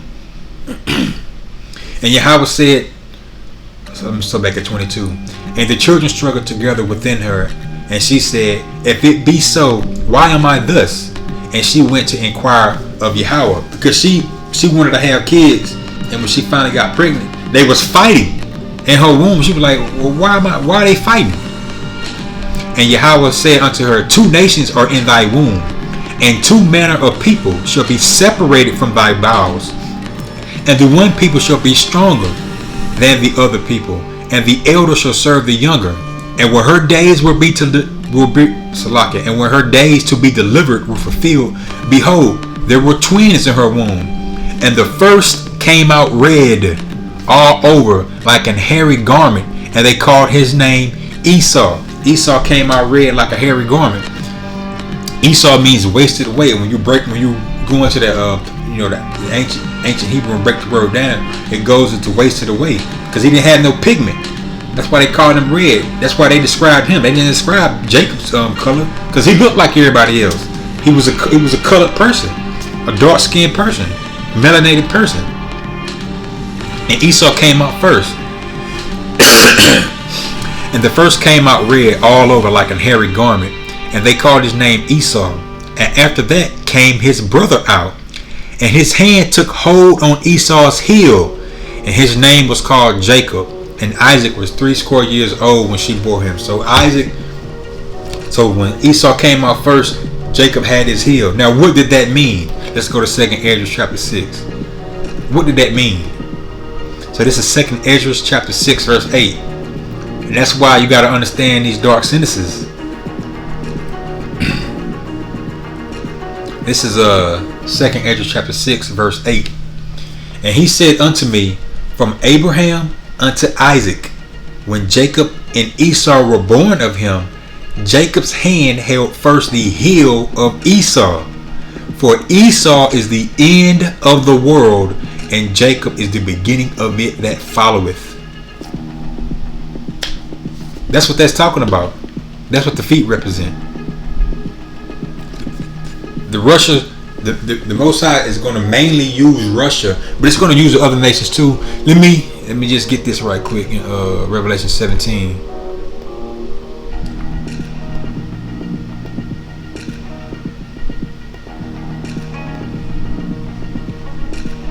So we went through this already. You know, I don't know if I said anything about this. Revelation 17 and 11. I might have read it, but I probably didn't go into it. And the beast that was and is not, and the beast that was and is not, even he is the 8th and is of the 7 and goeth in perdition. That is talking about America. The beast that was the Roman Empire and is not, it went away. Even he is the 8th. That's the woman. The woman is America, Babylon the Great. The true strength of the, what I say? I guess I would say front runner or front man of the Roman Empire, and is of the 7 and goeth in perdition. Because that's where America came from. It came from those European countries. Americans are Europeans, Edomites, And the 10 horns which thou sawest are 10 kings which have received no kingdom as of yet, but receive power as kings 1 hour with the beast. These have one mind and shall give their power and strength unto the beast. These shall make war with the Lamb. These countries are going to make war with the Lamb. These countries, these Edomite countries, are going to try to fight Yahushua and the angels when they come back. That's why they teach you this, to keep you blind. It's them. That's why they in space. That's why they got all these satellites, trying to figure out when the Most High gonna come, when Yahushua gonna come back. What they call UFOs. That's why they coming out with all these UFO documentaries and dossiers or whatever. These shall make war with the Lamb, and the Lamb shall overcome them. For he is Lord of lords and King of kings, and they that are with him are called and chosen and faithful. And he said unto me, the waters which thou sawest, where the whore sitteth, are peoples, multitudes, and nations, and tongues. And the 10 horns which thou sawest, those nations, those kingdoms that thou sawest upon the beast, these shall hate the whore. So the whore is riding the beast. See, these countries are getting tired of America. Actually, they're getting tired of America and the so-called you-know-who's, you-know-well. They're getting tired of them. And something is going to happen. It's going to be a world war. And something is going to happen, and they're all going to turn on America and destroy her. Russia just got the biggest military, the biggest firepower to try to combat America. But all these nations are going to be involved in the destruction of America, Babylon the Great. And the 10 horns which thou sawest upon the beast, these shall hate the whore, and shall make her desolate and naked, and shall eat her flesh and burn her with fire. With fire. Still nuclear bombs, those ICBMs, intercontinental ballistic missiles. Alright, so let's go back to 13. And the beast which I saw was like unto a leopard. Now I'm gonna go to Daniel, because we just went there, but it clearly tell you that represent the Greeks. And his feet were as the feet of the bear. So that's the beginning and the end. It started with, because again, the Most High is going to use his Gog and Magog, or the Russians. The scriptures tell you, I will turn Gog and Magog, I will put hooks in their mouth and turn you back again. These are going to, just like the ancient Medo-Persians, how I was going to say took down the Babylonians, but they didn't take them down. And that's another thing you got to understand. Ancient Babylon was never destroyed. It was just absorbed into the Medo-Persian Empire, and Darius the Mede took over. But anyway, he's using that parable. He used that parable to say he's going to turn them back again to come to war again. To come to war, but this time it's going to be against Babylon the Great, and it's going to utterly destroy them, along with those other nations that we just read about in Revelation 17. So the feet represent Salakia. The leopard is the beginning. It started with Alexander the Great in Greece. The end is the bear. The mouth as a lion. And you got to have a little understanding. That's talking about England. That's talking about Great Britain. Was more so England. You got 3 cities. You got 3 sovereign city states. Major Edomite sovereign city states that pretty much control everything in the world. You got Washington D.C., that's the military headquarters. You got the Vatican, that's the spiritual headquarters of the false prophet. And you got London, that's the financial headquarters. That's mainly where the elite banking families are located or started from. Now, I looked this up, a few days ago. If you look up, financial headquarters today, it'll say something like, New York City, their banking index is ranked number 1 right now, and London is number two. But again, the difference is New York City is not a sovereign city state. It's not, controlling everything as far as a world scale. And again, this is mainly talking about the elite banking family. So verse 2 again, and the beast which I saw was like unto a leopard. It's talking about the Greeks. That's where it started from. And his feet were as the feet of a bear, because that's the end of the thing. That represents the Russian. And his mouth as the mouth of a lion. That's the elite banking family, talking about England. Because, money make the world go round. You've already heard that, and it's really these elite bankers that's controlling everything that's going on around the world. It's the wicked elite. The wicked elite. America is just the front man, just the man out there they put out there. And the dragon gave him his power and his seat and his great authority. Again, how is the dragon giving them their power? Because, again, you know, the Romans didn't give the Greeks any power. It's just that over the course of history, or through time, through each empire, you know, from ancient Greece up until this time, well, again, the beast represents all those empires, starting with the Greeks up until this time, which even includes the Russians. But the Russians are not part of the beast; they're not part of the beast system. But the dragon gave them their power because as history went on, as time has progressed, you know, they pushed that Roman system, and they've come together. And that's where they're getting their authority from. That's where they're getting their power from, through that same type system. Alright, so let's go to Daniel right quick. Let's lock it. If that makes sense. It should make sense.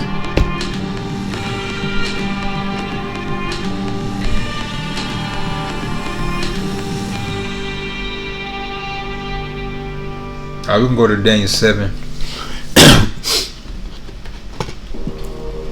So, again, this beast represents Esau, Edom, and his empires throughout history, starting with the Greeks up until this very same time. The dragon gave them their power because the dragon is the Roman Empire. It's the ancient pagan Roman Empire. As they progressed through history and expanded and come together and implemented more and more of this Roman system, that's their power. That's where they're getting it from. And I saw one of his heads, as it were, wounded to death, and his deadly wound was healed, and all the world wondered after the beast. That's also another way you know it's talking about all the empires, because it had 7 heads, but it had one head that was wounded. That was one of those 7 heads. It was the Roman Empire. Again, Greeks, Romans, because the Greek Empire didn't come back. Spain as an empire didn't come back. You know, the Franks as an empire, I mean, they existed today, but not as empires. The French didn't come back as an empire. Germania Major, Germania Minor didn't come back as an empire. And England, they didn't come back as an empire once their empire went away. But this Roman system is what's taking place. And that's the one that's giving them their power. That's why that wound was healed. And you should have it. You should be able to get it. Alright, so this is Daniel chapter 7. We'll go through it again. Daniel spake and said, Daniel spake and said, I saw in my vision by night, and behold, the 4 winds of the heavens strove upon the great sea, and 4 great beasts came up from the sea. And 4 great beasts came up from the sea, diverse one from another. The first was like a lion, and had eagle's wings, and I beheld till the wings thereof were plucked up. It's like I'm reading it all. It be like that sometime. The first was like a lion, and had eagle's wings. I beheld till the wings thereof were plucked, and it was lifted up from the earth, and made stand upon the feet as a man, and a man's heart was given to it. That's the Babylonian Empire. And beheld another beast, a second like to a bear, and it raised up itself on one side, and it had 3 ribs in the mouth of it, between the teeth of it. And they said thus unto it, Arise, devour much flesh. That's the Medo-Persian Empire. And I beheld, after this I beheld, and lo, another like a leopard, which had upon the back of it 4 wings of a fowl. The beast had also 4 heads, and dominion was given to it. That's talking about the Greeks. That's the leopard that he's talking about. Let me get some right quick. Again, I ain't trying to make this too long. Let me just get this right quick. Where I'm at right here. How I use this one. Let's go to Revelation 12 right quick. I just want to get this right quick.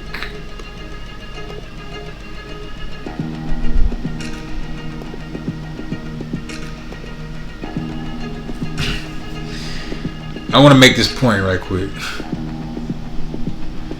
And there appeared a great wonder in heaven. This is Revelation chapter 12, verse 1. And there appeared a great wonder in heaven, a woman clothed with the sun and the moon under her feet, and upon her head a crown of 12 stars. And she being with child cried, travailing in birth. Again, that's the 12 tribes of Israel. And she being with child cried, travailing in birth, in pain to be delivered. And there appeared another wonder in heaven, and behold, a great red dragon, having 7 heads and 10 horns and 7 crowns upon his head. That's the Roman Empire.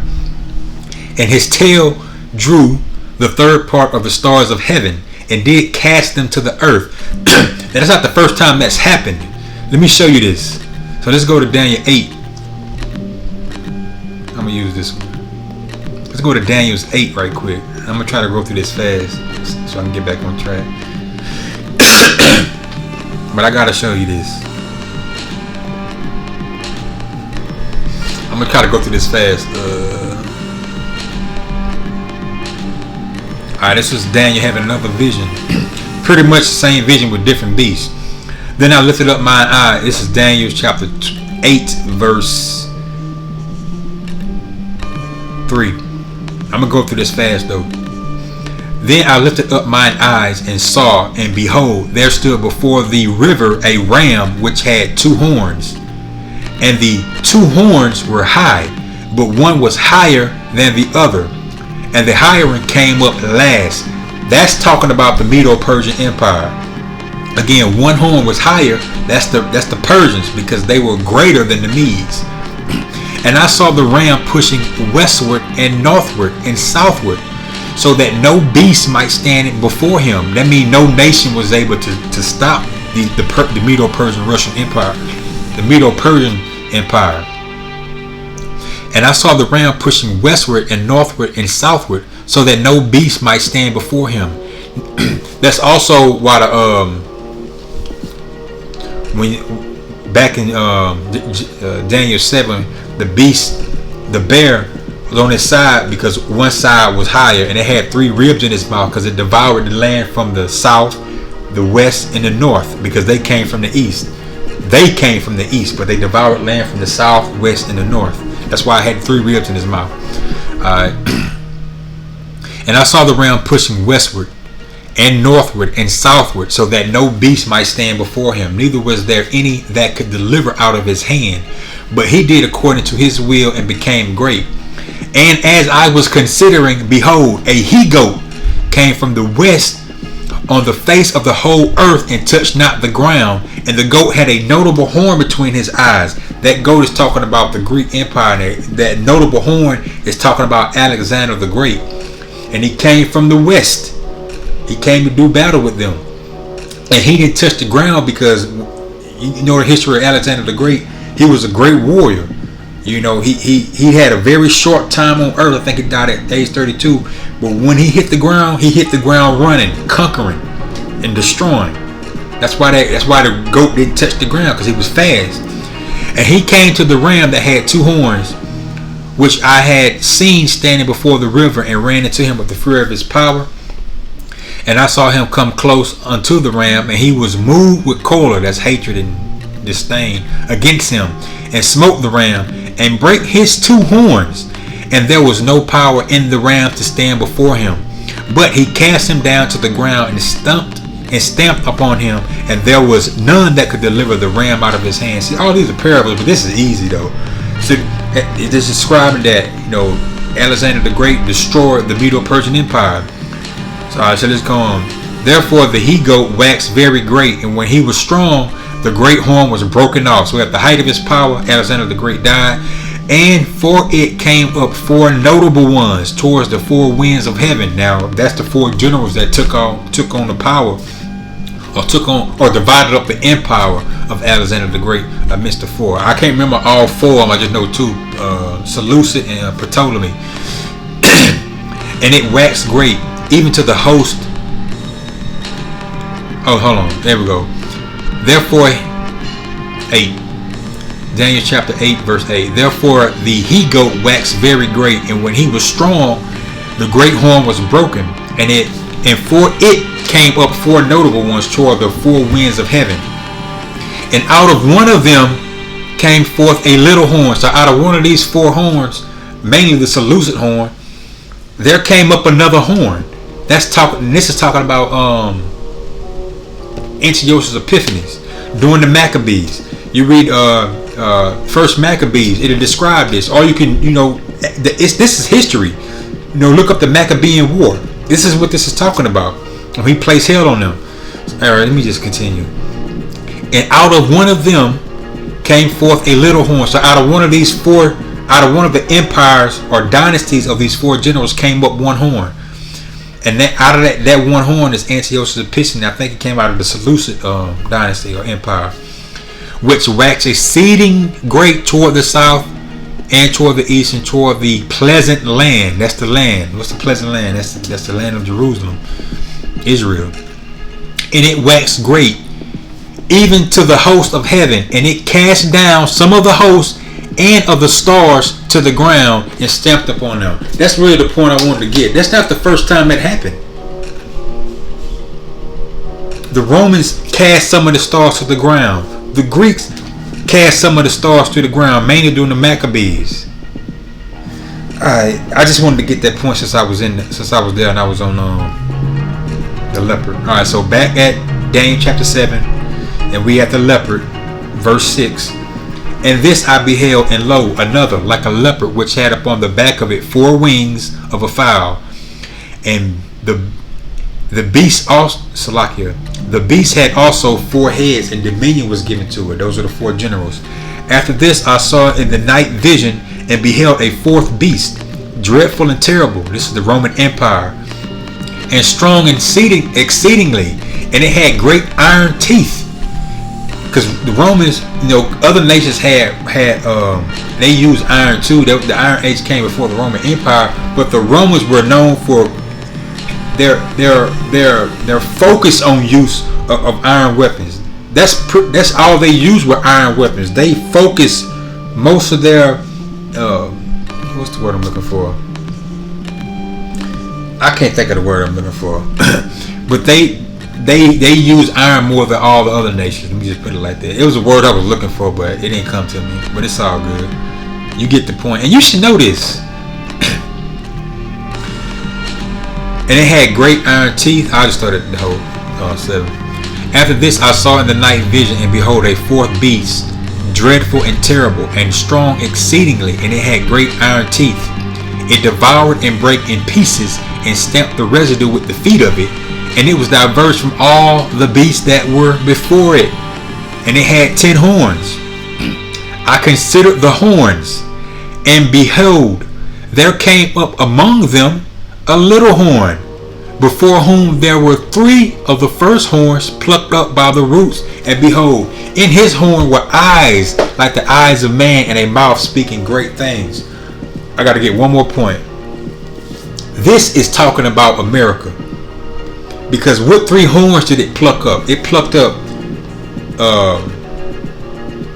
the French, the Spanish, and the English.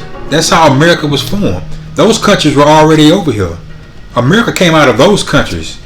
You had the French-American War, the Spanish-American War, and the American Revolution. Out of those 3 is where America came from. Now that's different from this other horn.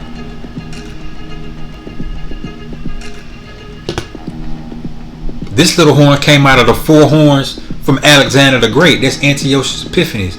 And just so we know exactly who this is, I'm just going to jump right down here. The ram which thou sawest having 2 horns are the kings of Media, Media, and Persia. See, I mean, the scriptures tell you what these things mean. And the rough goat is the king of Grecia, and the great horn that is between his eyes is the first king. That's Alexander the Great. Alright, so where we at again? Alright. So this horn is talking about America. Now let's keep reading. I considered the horns, and behold, there came up among. So this is the Roman Empire, and it's describing that out of this horn is going to come America. I considered the horns, and behold, there came up among them another little horn, before whom there were 3 of the first horns plucked up by the roots. And behold, in this horn were eyes like the eyes of man, and a mouth speaking great things. I beheld till the thrones were cast down, and the Ancient of Days did sit, whose garment was white as snow, and the hairs on his head like the pure wool. Pure wool.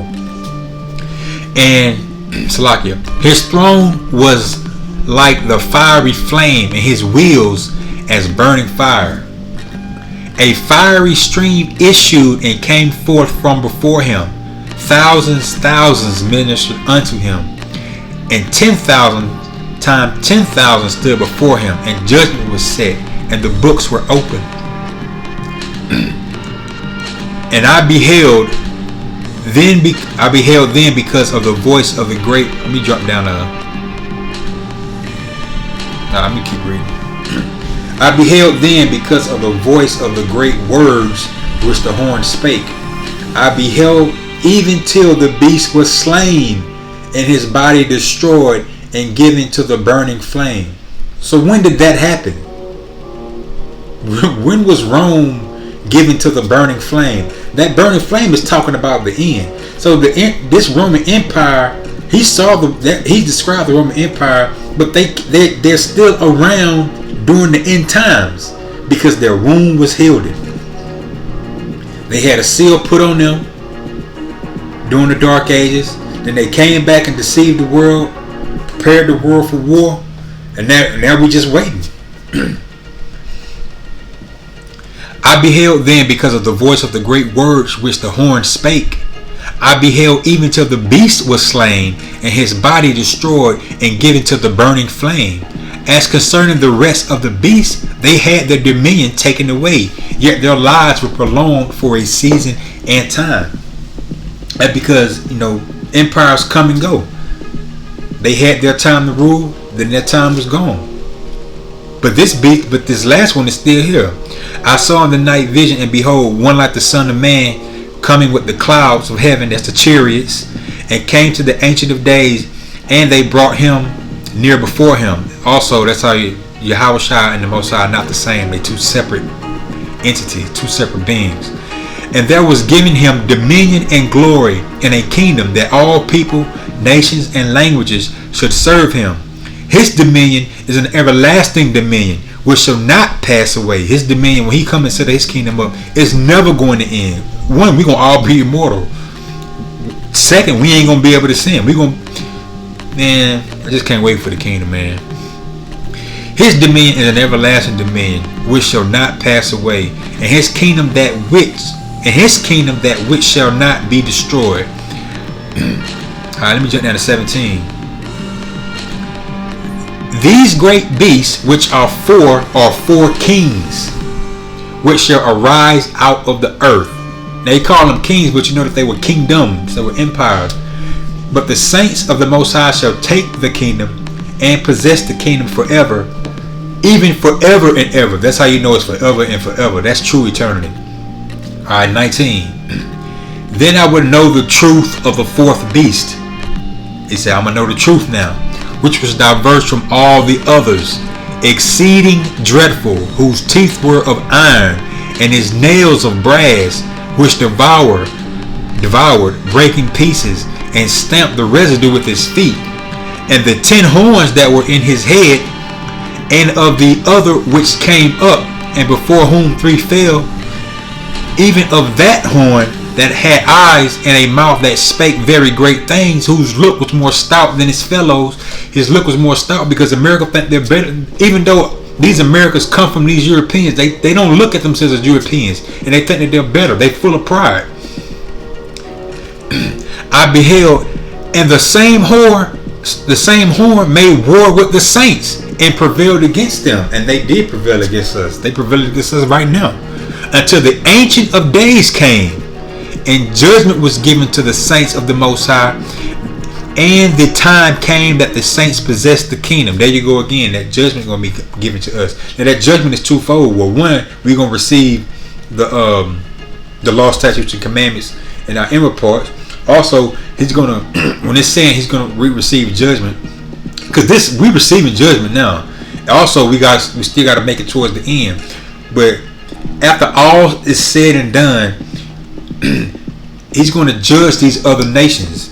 That's why the king, what did it say? Rejoice ye saints, for the Most High has revenged Babylon on you. That's part of that judgment. Until the Ancient of Days came, and judgment was given to the saints of the Most High.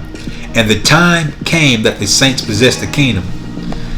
Thus he said, the fourth beast shall be the fourth kingdom upon earth. This is the point, but I had to read all that. Let me make sure we get this. This is Daniel chapter 7 verse 23. Thus he said, the fourth beast, which was the Roman Empire, shall be the fourth kingdom upon the earth. So he only named 4 kingdoms upon the earth. Major kingdoms, major world kingdoms on earth, which shall be diverse from all kingdoms, and shall devour the whole earth. The Roman Empire never devoured the whole earth. They didn't even conquer the whole known land. Now, the Babylonians conquered their known lands. The Greeks did, but the Romans didn't conquer all nations. They were a major power. Don't get me wrong. They were a great power. But there's something about this kingdom. What was it about it? It never went away. It's here now. Because that's the way the Most High set it up. He set them up.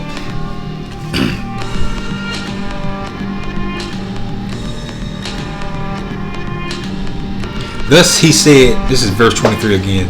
I had to see where I was at.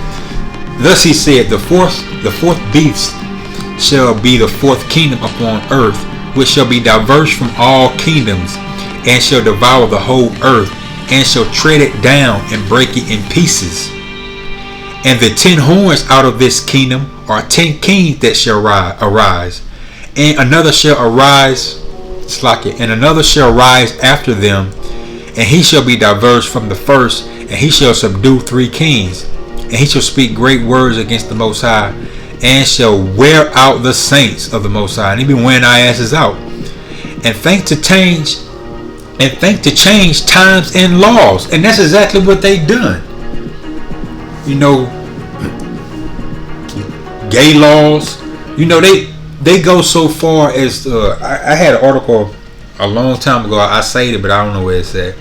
I can't remember what country it was, but they were about to place sanctions on this country because they were against homosexuality. America, Babylon the Great.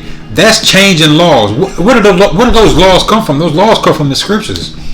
But this man, and when we tell you this, you say, he ain't the devil. Yes, he is. This is who the scriptures are talking about.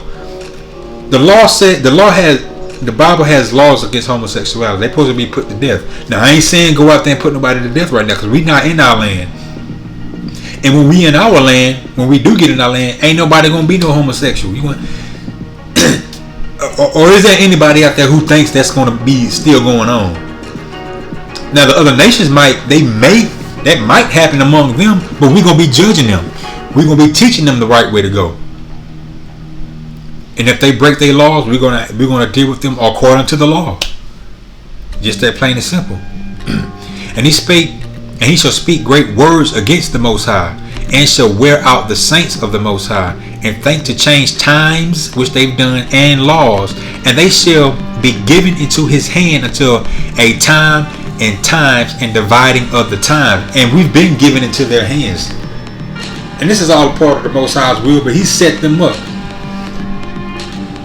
He made one vessel for mercy and glory. He made another vessel for wrath. He just used them to be the vessels of wrath. and use them to punish us, but it's ultimately going to punish them. And the kingdom and dominion and the greatness of the kingdom under the whole heaven shall be given to the people of the saints of the Most High, whose kingdom is an everlasting kingdom, and all dominion shall rise. So really, I just wanted to get that point in 23.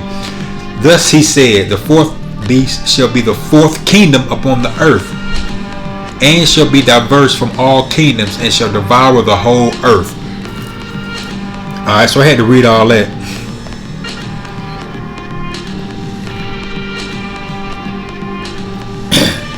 So you should have understanding of what this is saying. And I stood upon this is Revelation 13 verse 1, and I stood upon the sand, and I stood upon the sand of the sea, and saw a beast rise up out of the sea, having 7 heads and 10 horns, and upon his head and upon his horns 10 crowns, and upon his heads the name of blasphemy. And the beast which I saw was like unto a leopard, and his feet were as the feet of a bear, and his mouth as the mouth of a lion. And the dragon gave him his power, because they come under the same authority as the Roman Empire. So when you come back down to 11, and I beheld another beast come up out of the earth. He's seeing the beast, but it represents what? It represents that head that was wounded. And I saw one of his heads, as it were, wounded to death, and his deadly wound was healed, and all the world wondered after the beast. That's what this is. And I beheld another beast coming up out of the earth, and he had 2 horns like. And I beheld another beast coming up out of the earth, and he had 2 horns like a lamb, and he spake as a dragon, and he exercised all the power of the first beast before him, and caused the earth and them which dwell therein to worship the first beast, whose deadly wound was healed. Alright. So now we go back to Revelations 20. Ain't even sure how long I've been in here. Revelation chapter 20.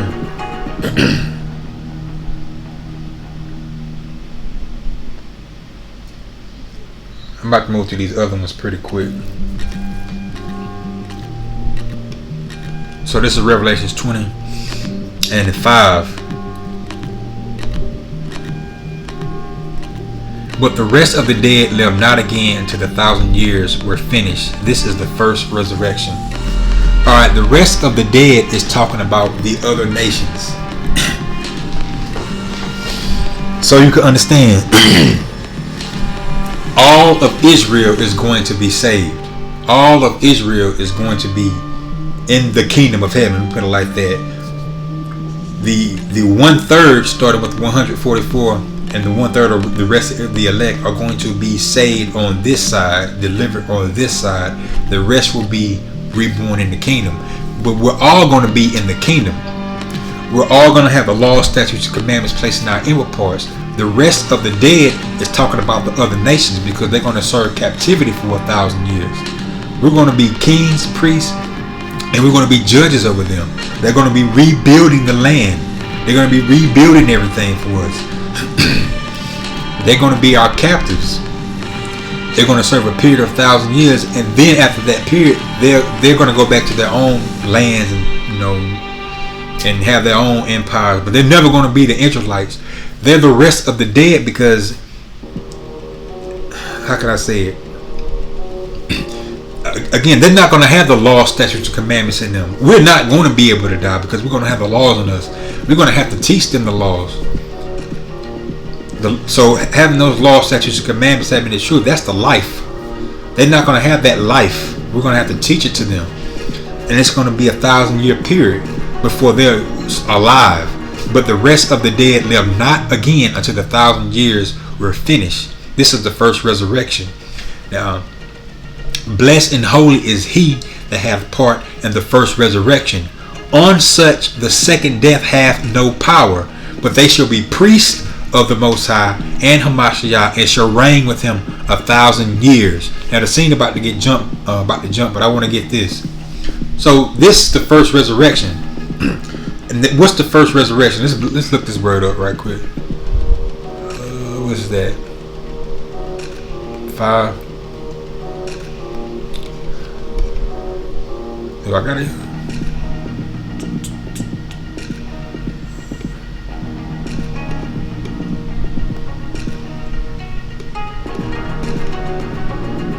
All right, Revelation 20 and 5. Right.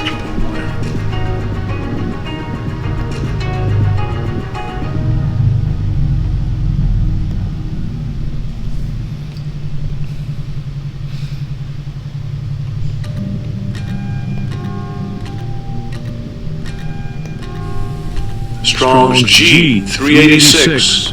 Anastasis. Anastasis. Anastasis. That's resurrection. Anastasis. Now let's see what it means.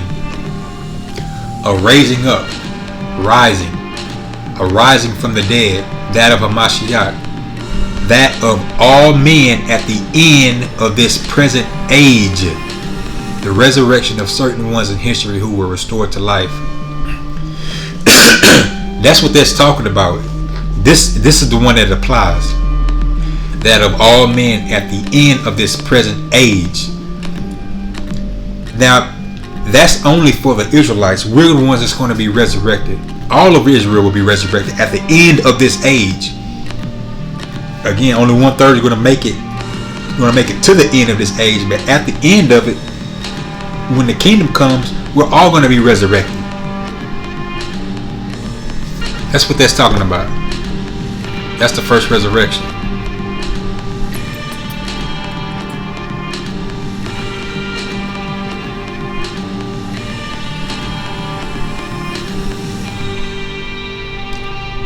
Alright, I want to get this too. It says, this is Revelation chapter 20 verse 6. Blessed and holy is he that hath part in the first resurrection. On such the second death hath no power. Now what's the second death? The second death is the nuclear destruction. So what was the first death? The first death was the flood. So this is 2 Peter 3 and 10.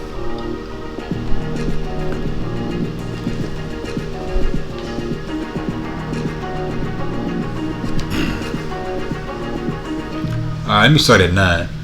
The Lord is not slack concerning his promise, as some men count slackness, but is long suffering to usward, not willing that any should perish, but that all should come to repentance. The Most High wants all of Israel to, and it's talking about Israel, wants all of Israel to be saved, wants all of Israel to repent. Now, he's already set it up that way that some ain't gonna get it for whatever reason. That's the way he got it set up. A lot of times you don't understand is you're not a virgin spirit. You don't know what you've done in your past to bring on the judgment, that whatever judgment you get. You don't know what you've done in your past lives. You come back every third or fourth generation. You go to the Heavenly Father. You receive your judgment. And you come back to the earth, and your judgment is played out. And this is hell. And you might have been, scoffing. You might have been an unbeliever. So, whatever reason, those who can't receive it, that's up with the Most High. But anyway, but the day of the Lord will come as a thief in the night, in the which the heavens shall pass away with a great noise, and the elements shall melt with fervent heat. The earth also and the works that are therein shall be burnt up. That's talking about nuclear destruction. Now you also got to understand, as we read in Revelation 17, the nations are going to fire missiles over here. I mean, the whole world is going to be gathered for war, and it's going to be war. It's going to be missiles shot off everywhere. But the scriptures also said those nations that hate the whore, they're going to shoot. They're going to burn her with fire. But it also said they're going to also try to fight the Lamb. They're going to try to make war with the Lamb. So as World War III is happening, the chariots are going to be coming. Because we got to be delivered out of here. How are we going to get delivered out of the damn nuclear destruction? The chariots got to be present. They ain't going to take us, come back, and then go off and then come back and then shoot lasers over here at some later time. They're going to do it then. So as World War III is happening, the chariots are going to be present. Yahweh shine the angels. And they're going to be destroying this place. And I say lasers, because what are they going to use? When they talk about shooting out fiery streams, those are lasers. That's concentrated energy. That's how fire is. That's what a laser is, concentrated fire. Anyway, but the day of the Lord will come as a thief in the night, in the which the heavens shall pass away with a great noise, and the elements shall melt with fervent heat. The earth also and the works that are therein shall be burnt up. Verse 11. Seeing then that all these things shall be dissolved. Hold on. I meant to go up. I meant to go at 3. Salakia. This is 2 Peter 3 and 3. Knowing this first, that there shall come in the last days scoffers walking after their own lusts. That's you people who don't believe. And saying, where is the promise of his coming? Because y'all don't believe Yahweh Shai is coming. I mean, and you tell people, man, hey, we in the end time, he getting ready to come. And they believe, they hear you, but they believe he coming 200 years from now, 1,000 years from now. No, he's coming. For since the fathers fell asleep, all things continue as they were from the beginning of the creation. So you just think ain't nothing happening, so ain't nothing going to happen. For this they willingly are ignorant of, that by the word of the Most High the heavens were of old, and the earth standing out of the water and in the water, whereby the world that was then being overflowed with water perished. That was the first death. But the heavens and the earth, which are now by the same word, are kept in store, reserved unto fire against the day of judgment and perdition of ungodly men. That's the second death. The first death was the flood, washed everything away. This second death is the fire. It's going to burn everything away, which is basically purging. Fire is a cleaning agent, a purging agent. So that's what that's talking about. But it was something else I wanted to get to. Again, back to the rest of the deal. Let it out again. So let me go to Romans 11 right quick. Salaki, because I said that like it wasn't nothing. This is Revelations 20 and 6. Salaki. Blessed and holy, verse 5. But the rest of the dead live not again till the 1,000 years were finished. This is the first resurrection. Blessed and holy is he that hath part in the first resurrection. On such the second death hath no power, but they shall be priests of the Most High and of Hamashiach, and shall reign with him 1,000 years. So let's go to Romans 11. This is Romans chapter 11, verse 25. For I would not, brethren, that ye should be ignorant of this mystery, lest ye should be wise in your own conceit, that blindness is part happened to Israel until the fullness of the Gentiles be come in. And that Gentiles talking about Gentile foreigners. It's talking about Israelites who do not know that they were Israelites. That's what that's talking about. And so all Israel shall be saved, as it is written, there shall come out of Zion the deliverer, and shall turn away ungodliness from Jacob. Who is the deliverer? It's Yahweh Shai. And he's going to turn ungodliness away from us. But that hasn't happened. He came, he died on the cross, he rose again, he's at the right hand of the Father. But Jake still goes off. We still got sin. We pray that our sins be covered. But you still got Jakes out there full of ungodliness, full of wickedness. But when is he going to turn that away? In the kingdom. So all of Israel is going to be saved. So all Israel shall be saved, as it is written, there shall come out of Zion the deliverer, and shall turn away ungodliness from Jacob. For this is my covenant unto them, when I shall take away their sins. Alright.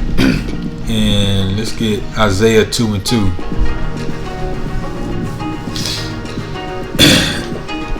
And it shall come to pass in the last days that the mountain of Yahweh's house shall be established in the top of the mountains, and shall be exalted above the hills, and all nations shall flow unto it. What's the Most High's mountain? It says government. It's a government He's going to set up, starting with Yahweh Shai, and then the rest of the Israelites. It's going to be a government that's set up, and we're going to rule. We're going to be, and other nations are going to flow to it, because they're going to be learning from us. And many people shall go and say, come ye, let us go up to the mountain of Yahweh, to the house of the power of Jacob, and he will teach us his ways, and we will walk in his paths. For out of Zion shall go forth the law, and the word of Yahweh from Jerusalem. I gotta get this too. And he shall judge among the nations, and shall rebuke many people. We're going to judge the nations. We're going to rebuke the people through the power of Yahweh Bahashem Yahushua, and rebuke many people. And they shall beat their swords into plowshares, so they're not going to have weapons no more, and their spears into pruning hooks. Nation shall not lift up sword against nation, neither shall they learn war any more. Alright.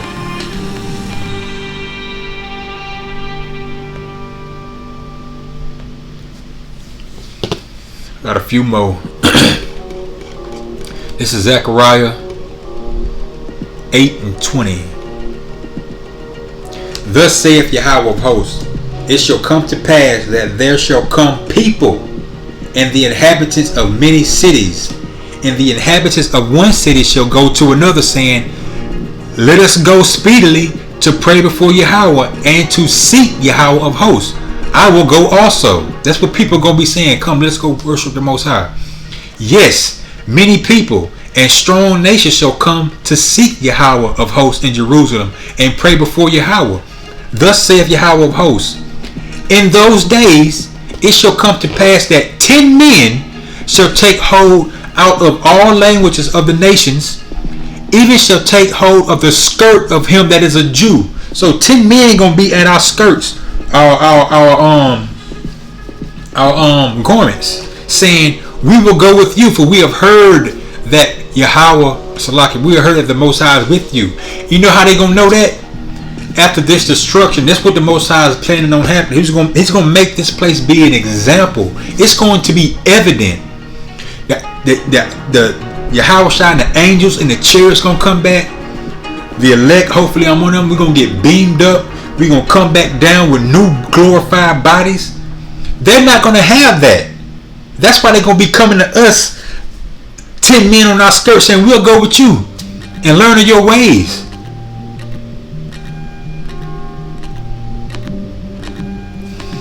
That's clear.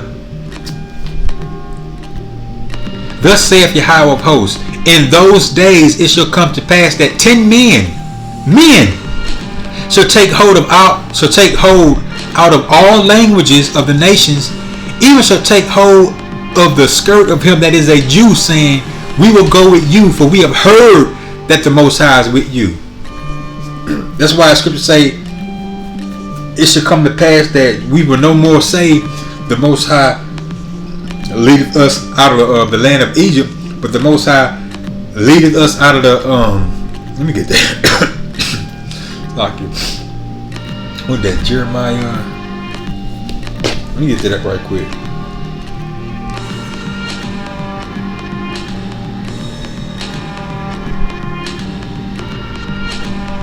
It's a lock here.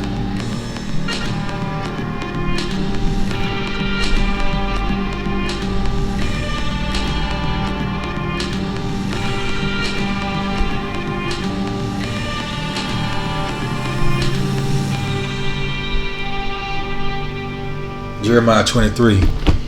Let me get that right quick. It's like I should have known that with my heart.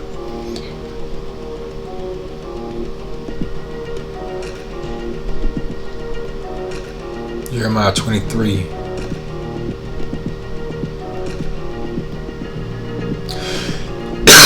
Shalaka.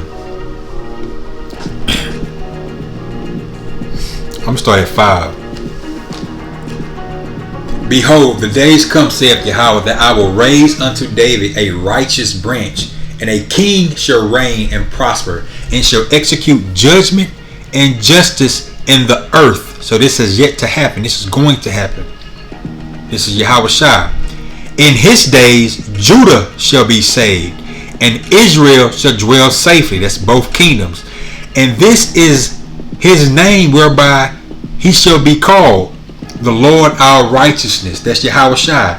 Therefore, behold, the days come, saith Yahweh, that they shall no more say, Yahweh liveth, which brought up the children of Israel out of the land of Egypt.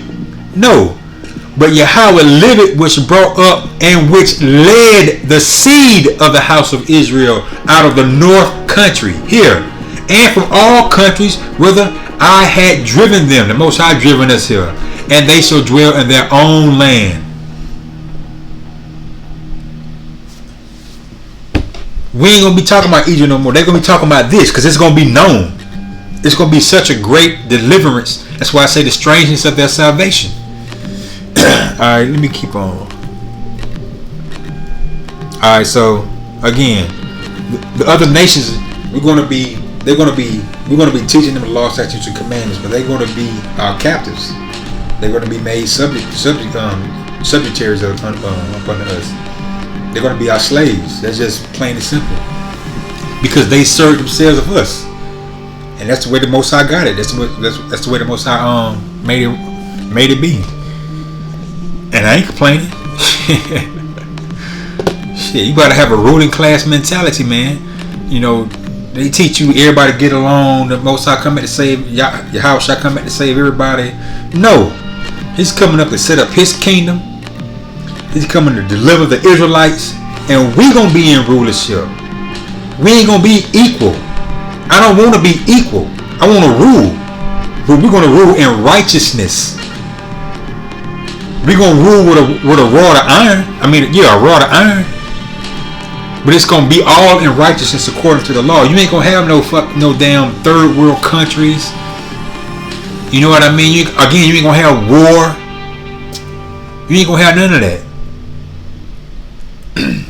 But they're gonna have to learn. They not the law, statutes, commandments again are gonna be placed in our inner parts. They're gonna have to learn. So they're gonna go off. They ain't gonna be perfect, and we're gonna deal with them according to the law, according to the scriptures. All right. So this is verse 7. This part should go pretty fast. So this is Revelation chapter 20, verse 7. And when the scene has jumped again. So he's seen the seal put on them back in verse 1, 2, and 3. Then he seen the thrones. He's seen them. He's seen the saints overcome the beast. He's seen the kingdom, and now he's seeing that 1,000 years expired. When the devil Esau Edom came back into power. So this is verse 7. And when the 1,000 years are expired, Satan shall be loosed out of his prison, and shall go out to deceive the nations which are in the four quarters of the earth, Gog and Magog, to gather them together to battle, the number of whom is as the sand of the sea. And that's exactly what happened. As soon as they came back into power, the first thing they did was sail around the world. That's called the Age of Discovery or European expansion. And I got some pulled up. And what did they do? They went out deceiving the nations, telling the nations, preaching that pagan form of Christianity, painting themselves to be the images of the saints and the Savior, and to gather the nations to war, because they've been storing up war ever since they've been out. So that has happened and is happening. And shall go out to deceive the nations which are in the four quarters, Gog and Magog, to gather them together to battle. And since they've gone out, it's been set. The stages have been set. So let's read this right quick. It's just a little.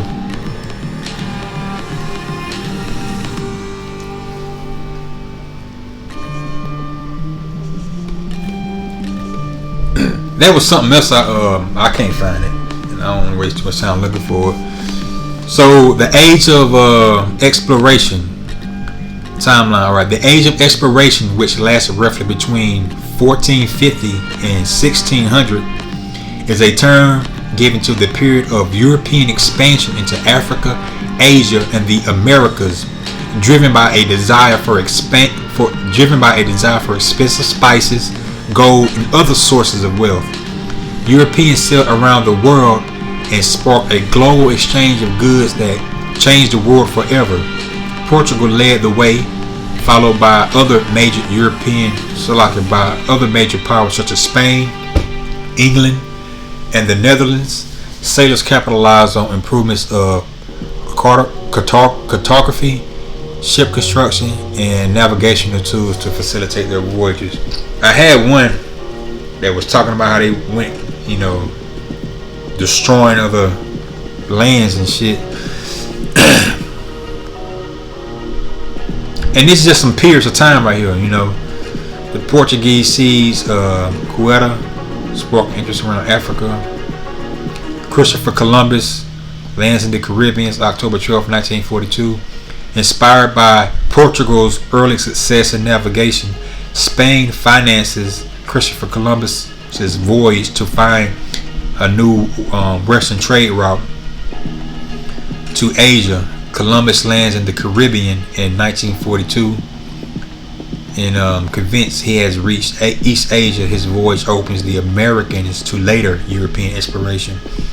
And I read another article. I didn't get to that. A line of demarcation divides the world between Spain and Portugal. Now read this. Spain and Portugal press rival claims to the lands Columbus explores. And in 1493, Pope Alexander VI steps in to keep the peace. He sets a line of demarcation which divides the non-European world into two zones.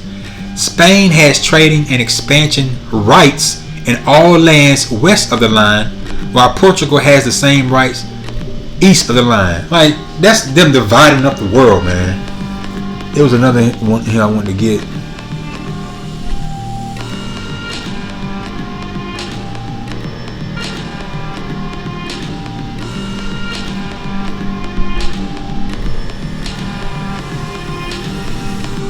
I think it was. Hold on. This one down here. Oh, this right here. April 25, 1507.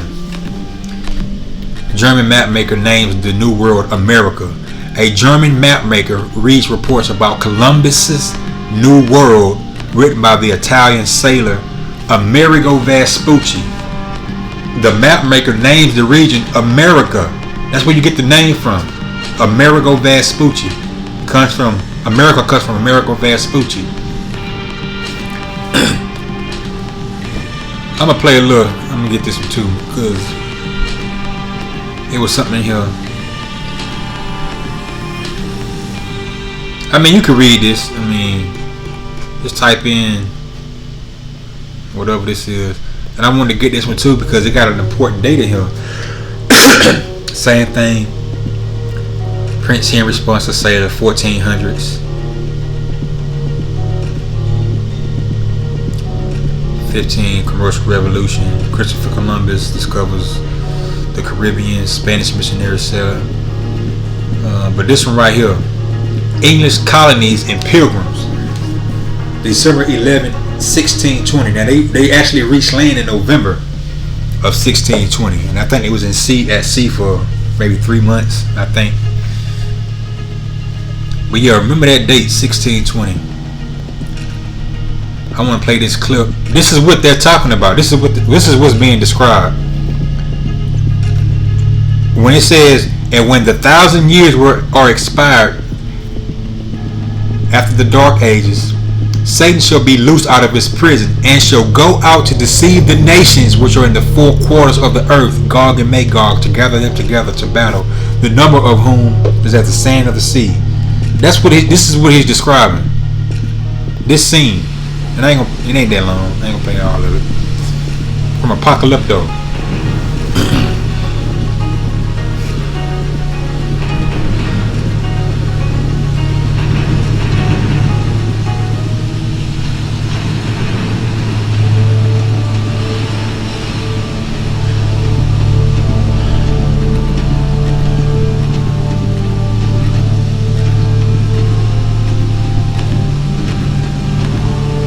Here they come with them crosses and that white Jesus.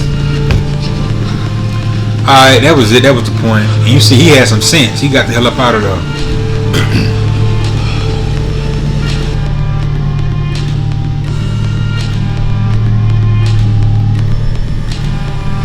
Alright. So that was just that. I just want to play that little clip right quick. When you see an image, it kind of let things hit hard. A little better. Alright, so anyway, Revelation chapter 20 verse 9.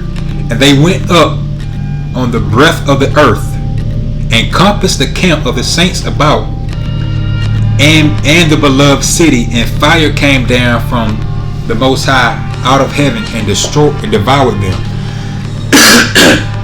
Again, now he's seeing this scene because he's just writing the visions down.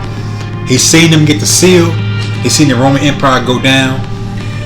He's seen the vision where the saints are in the kingdom ruling and the other nations are up under us. Then he's seen the scene jump back to when these devils were released from their seal and then went out to go deceive the whole world, which they did. And as they're deceiving the whole world, they're starting wars and they're preparing the people for future wars to come. That's why I said Gog and Magog and to gather them to the battle. They're just setting the course for what's going to take place in the future. And now he's seeing that they've encompassed the saints, and the Most High is destroying them with that fire. And they went up on the breadth of the earth. Hold on, I ain't even catch that. It says, and when the 1,000 years are expired, Satan shall be loosed out of his prison, and shall go out to deceive the nations which are in the four corners of the earth, Gog and Magog, to gather them together to battle, the number of whom is as the sand of the sea. And they went up on the breadth of the earth, encompassed the camp of the saints about, and the beloved city, and fire came from the Most High out of heaven and devoured them. Okay, so yeah, that fire is going to be those ICBMs, because those are the weapons of the Most High's armory. He said, I've opened up the weapons of my armory.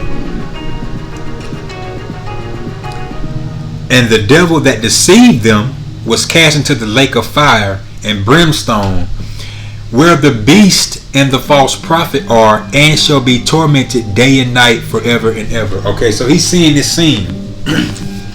They've been released from their prison. They've deceived the whole world. They started all these world wars. They got all these contracts that they don't abide by, all these treaties they don't abide by. Everybody's getting tired of them. Everybody's just getting gathered and ready for preparing for war. And then they compass the saints in the beloved city, and the Most High is going to destroy them with fire. And the devil that deceived them was cast into the lake of fire. That's talking about these Edomites and their power. They're going to be cast into the lake of fire. And brimstone, where the beast represents their system, and the false prophet are. That's the Roman Catholic Church and all their witchcraft and their false doctrines. What's the lake of fire? The lake of fire is the nuclear destruction that's going to take place, because this place is going to be utterly destroyed. It's going to be as a lake of fire. And we're going to get that. Let's get there right now. Another point I want to make out too, you know that this is not talking about the devil coming back, the spiritual demon Satan coming back and deceiving people after Yahushua get his kingdom. Because one, nobody's going to learn war anymore after Yahushua's kingdom is set up. They shall beat their pruning hooks into or they should beat their spears into pruning hooks. Isaiah 2 and 4. And he shall judge among the nations, and shall rebuke many people, and shall beat their swords into plowshares, and their spears into pruning hooks. Nation shall not lift up sword against nation, neither shall they learn war anymore. So there's not going to be any more war. And when 1,000 years are back at Revelation 20 and 7, and when the 1,000 years are expired, Satan shall be loosed out of his prison, and shall go out to deceive the nations which are in the four quarters of the earth, Gog and Magog, to gather them together to battle. They're being gathered right now to battle. Let's go to Joel 3. This is Joel chapter 3 verse 9. It's the exact opposite of what's going to happen in Yahushua's kingdom. Proclaim ye this among the Gentiles. Prepare war. Wake up the mighty men.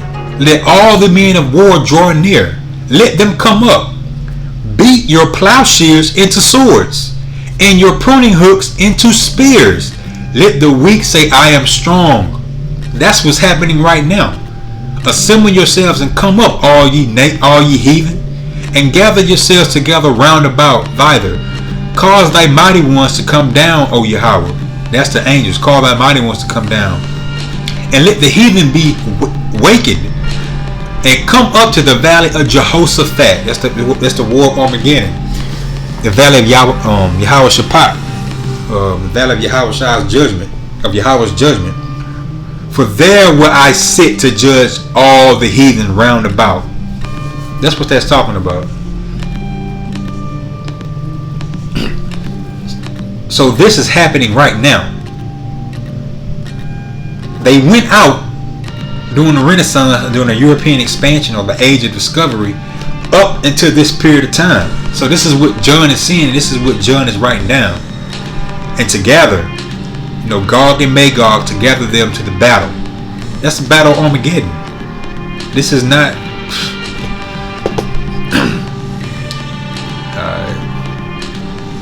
I just want to get that point. So this place is going to be destroyed. This is going to be the lake of fire.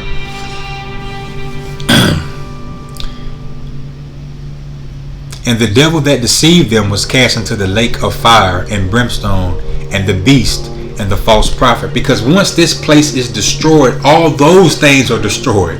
The beast system is destroyed. The devil is destroyed. The false prophet is destroyed, because they're not going to have any authority or power. And it says forever and ever, because that judgment is set. It's never going to change. That's it. Let's go to Revelation 15.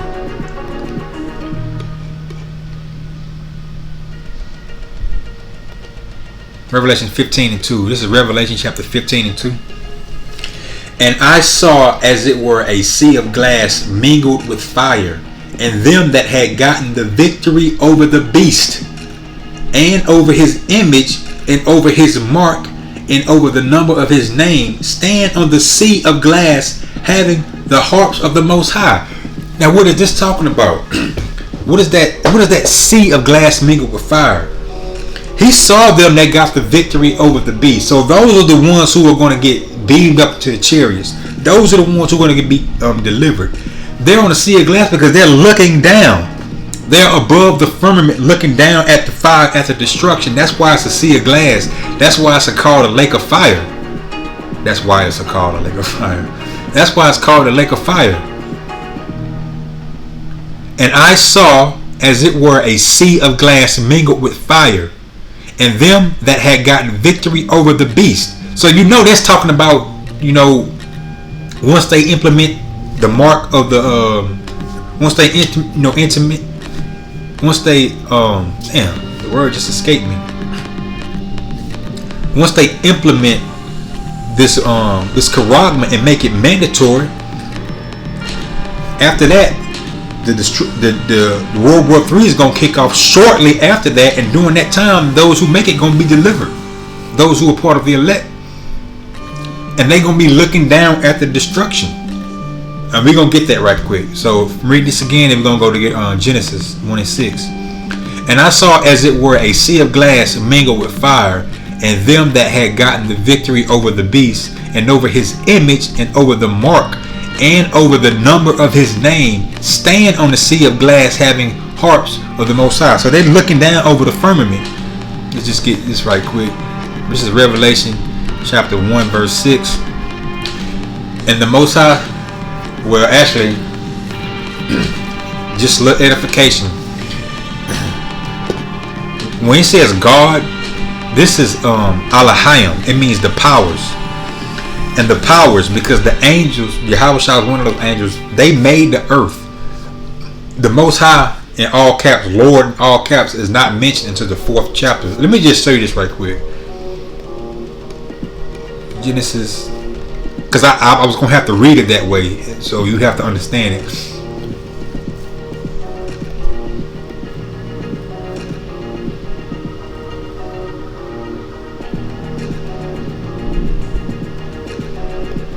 Salakia.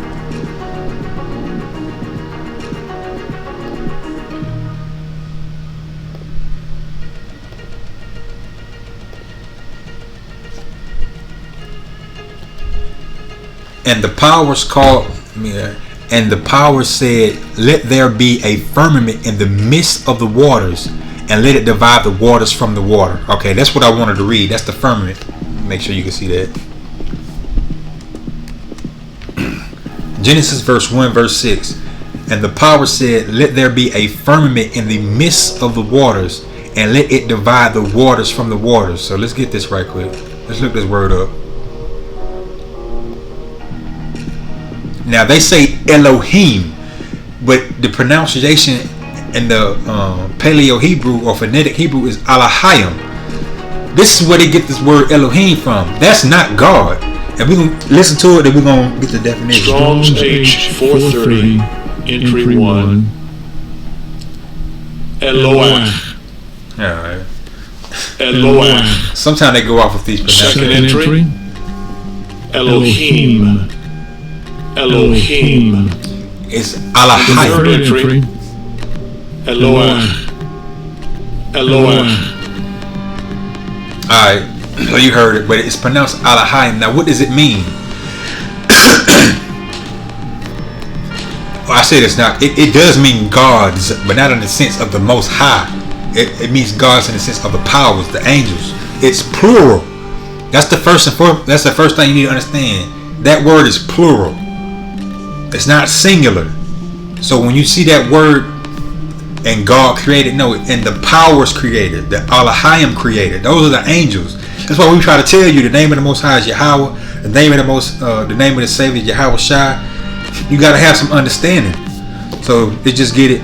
It's plural first and foremost. Rulers, judges, divine ones, angels, gods. Plural intensive, singular meaning. God, goddesses. You know it don't mean that. God like one. Work or special possessions of God, the true God. It's not the true God. The true is Yahweh. But yeah, that's what that means. I just had to get that because I was reading the way I'm going to read it. Oh yeah. All right, so back here, Genesis chapter 1, verse 6. And Alahayim said, "Let there be a firmament in the midst of the waters, and let it divide the waters from the waters." And the Alahayim made the firmament and divided the waters which were under the firmament from the waters which were above the firmament, and it was so. That's that sea of glass. And the Alahayim called the firmament heaven, and the evening and the morning were the second day. Just so you can understand that. So go back to 15, Revelation 15 and 2. And I saw as it were a sea of glass mingled with fire, because he's standing over the firmament and they see all that fire. And them that had gotten the victory over the beast, over his image and over his mark and over the number of his name, stand on the sea of glass, having the harps of the Most High. Because we're gonna have those, we're gonna be in them chairs looking down. All right, now 14, Revelation 14. This is Revelation 14, verse 9. And the third angel followed them, saying with a loud voice, "If any man worship the beast and his image, and receive his mark in his forehead or in his hand, the same shall drink of the wine of the wrath of the Most High, which is poured out without mixture into the cup of his indignation. And he shall be tormented with fire and brimstone in the presence of the holy angels and the presence of the Lamb." The reason I read that, because it's the same thing. They're gonna be looking down on the destruction. It's not hell the way they teach it in church. It's not. They're not gonna be in heaven. Then across the way, they watching people burn up, watching souls burn up for eternity.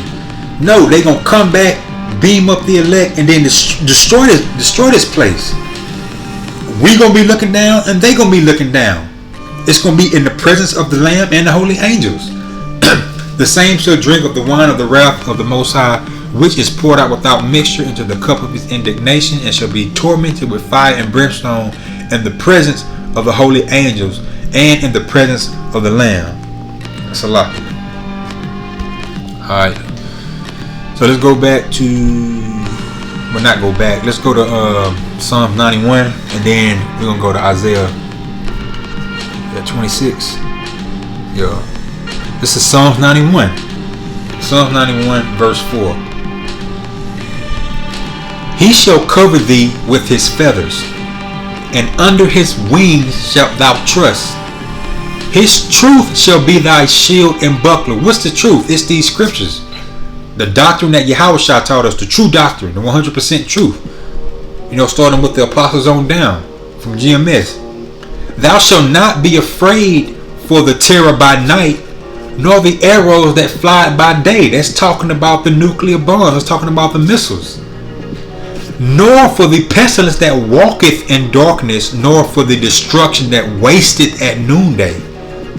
1,000 shall fall at thy side, and 10,000 at thy right hand, but it shall not come nigh thee.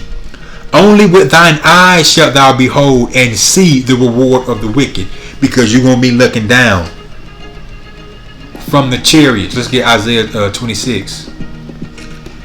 This is Isaiah chapter 26, verse 20. Come, my people, enter into thy chambers and shut thy doors about thee. Hide thyself as it were for a little moment until the indignation be overpassed. For behold, Yahweh cometh out of his place to punish the inhabitants of the earth for their iniquity. The earth also shall disclose her blood, and shall no more cover her slain. So how are we going to hide from the indignation of the Most High? What chambers we going to enter into for a little while until the indignation be overpassed? What's the indignation? It's the beast of destruction.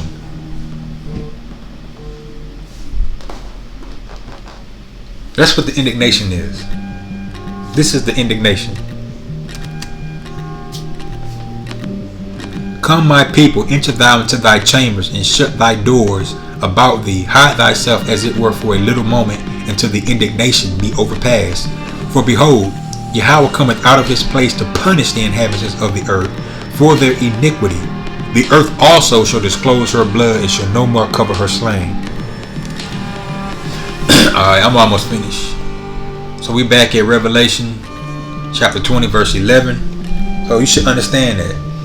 Now he's seen it again. And I saw a great white throne, and him that sat on it, from whose face the earth and the heaven fled away, and there was found no place for them, because this former earth is going to be gone. The resurrection is the, what is it? Rising up of a new age. Let me get that definition again.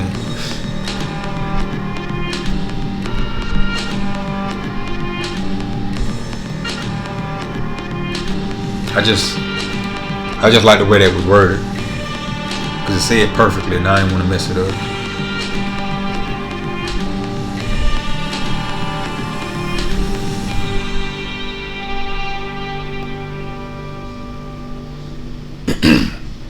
That of all men at the end of this present age, because this present age is going to pass away. Esau is the beginning of the world, or Salakia, Esau is the end of the world, and Jacob is the beginning of it thereafter. Alright, so 12. And I saw the dead, small and great, stand before the Most High, and the books were open. And another book was opened, which is the book of life. And the dead were judged out of those things which were written in the books, according to their works. Again, the dead are those who are not going to receive that eternal life. But what book? It's the scriptures. And how will you judge? You will judge according to the things that are written in the scriptures.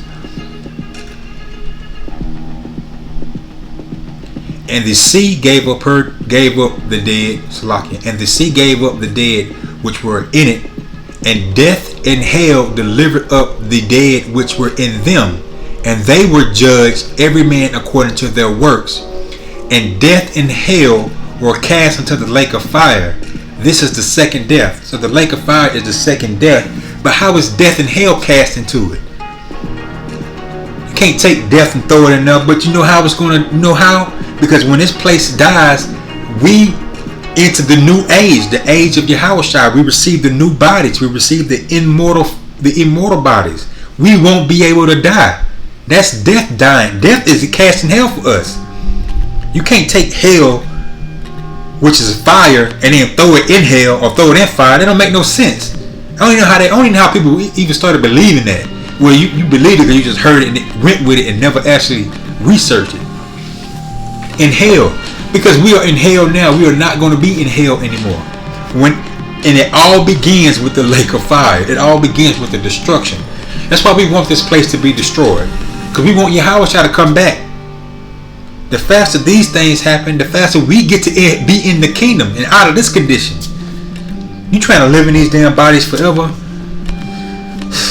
You trying to live in oppression forever? You don't have no ruling class mentality? You trying to be in hell, complaining? And death and hell were cast into the lake of fire. So when this place goes down, death goes down with it. And again, the rest of the other nations don't get that. Those covenants are for the Israelites. That's the new covenant with Israel. This is the second death. That fire is the second death.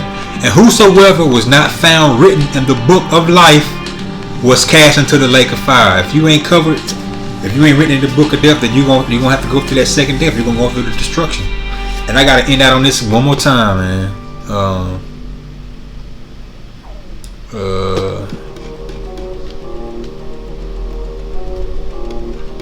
Daniel 12:1. I could end it out there, but I want to end out on Daniel 12:1 because that's what he just said. And at that time shall Michael stand up, the great prince, which standeth for the children of thy people. And there shall be a time of trouble such as never was since there was a nation, even to that same time. And at that time,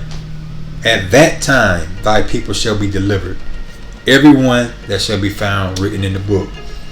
Alright, that's pretty much the end of the lesson right there. Hopefully the lesson was edifying. I'm always thankful when the Most High put the Spirit on me to be able to do a lesson. It's an honor. It's a privilege. Actually, it's a privilege. And I need to do more. You know, I'm going to pray. I mean, I do pray for that, but it's all good. So, all praise Yahweh, Bahashem, Yahushua, Bahashem, Kakodash for putting the Spirit on me. Also, hope the video was edifying. Until next time, Shalom.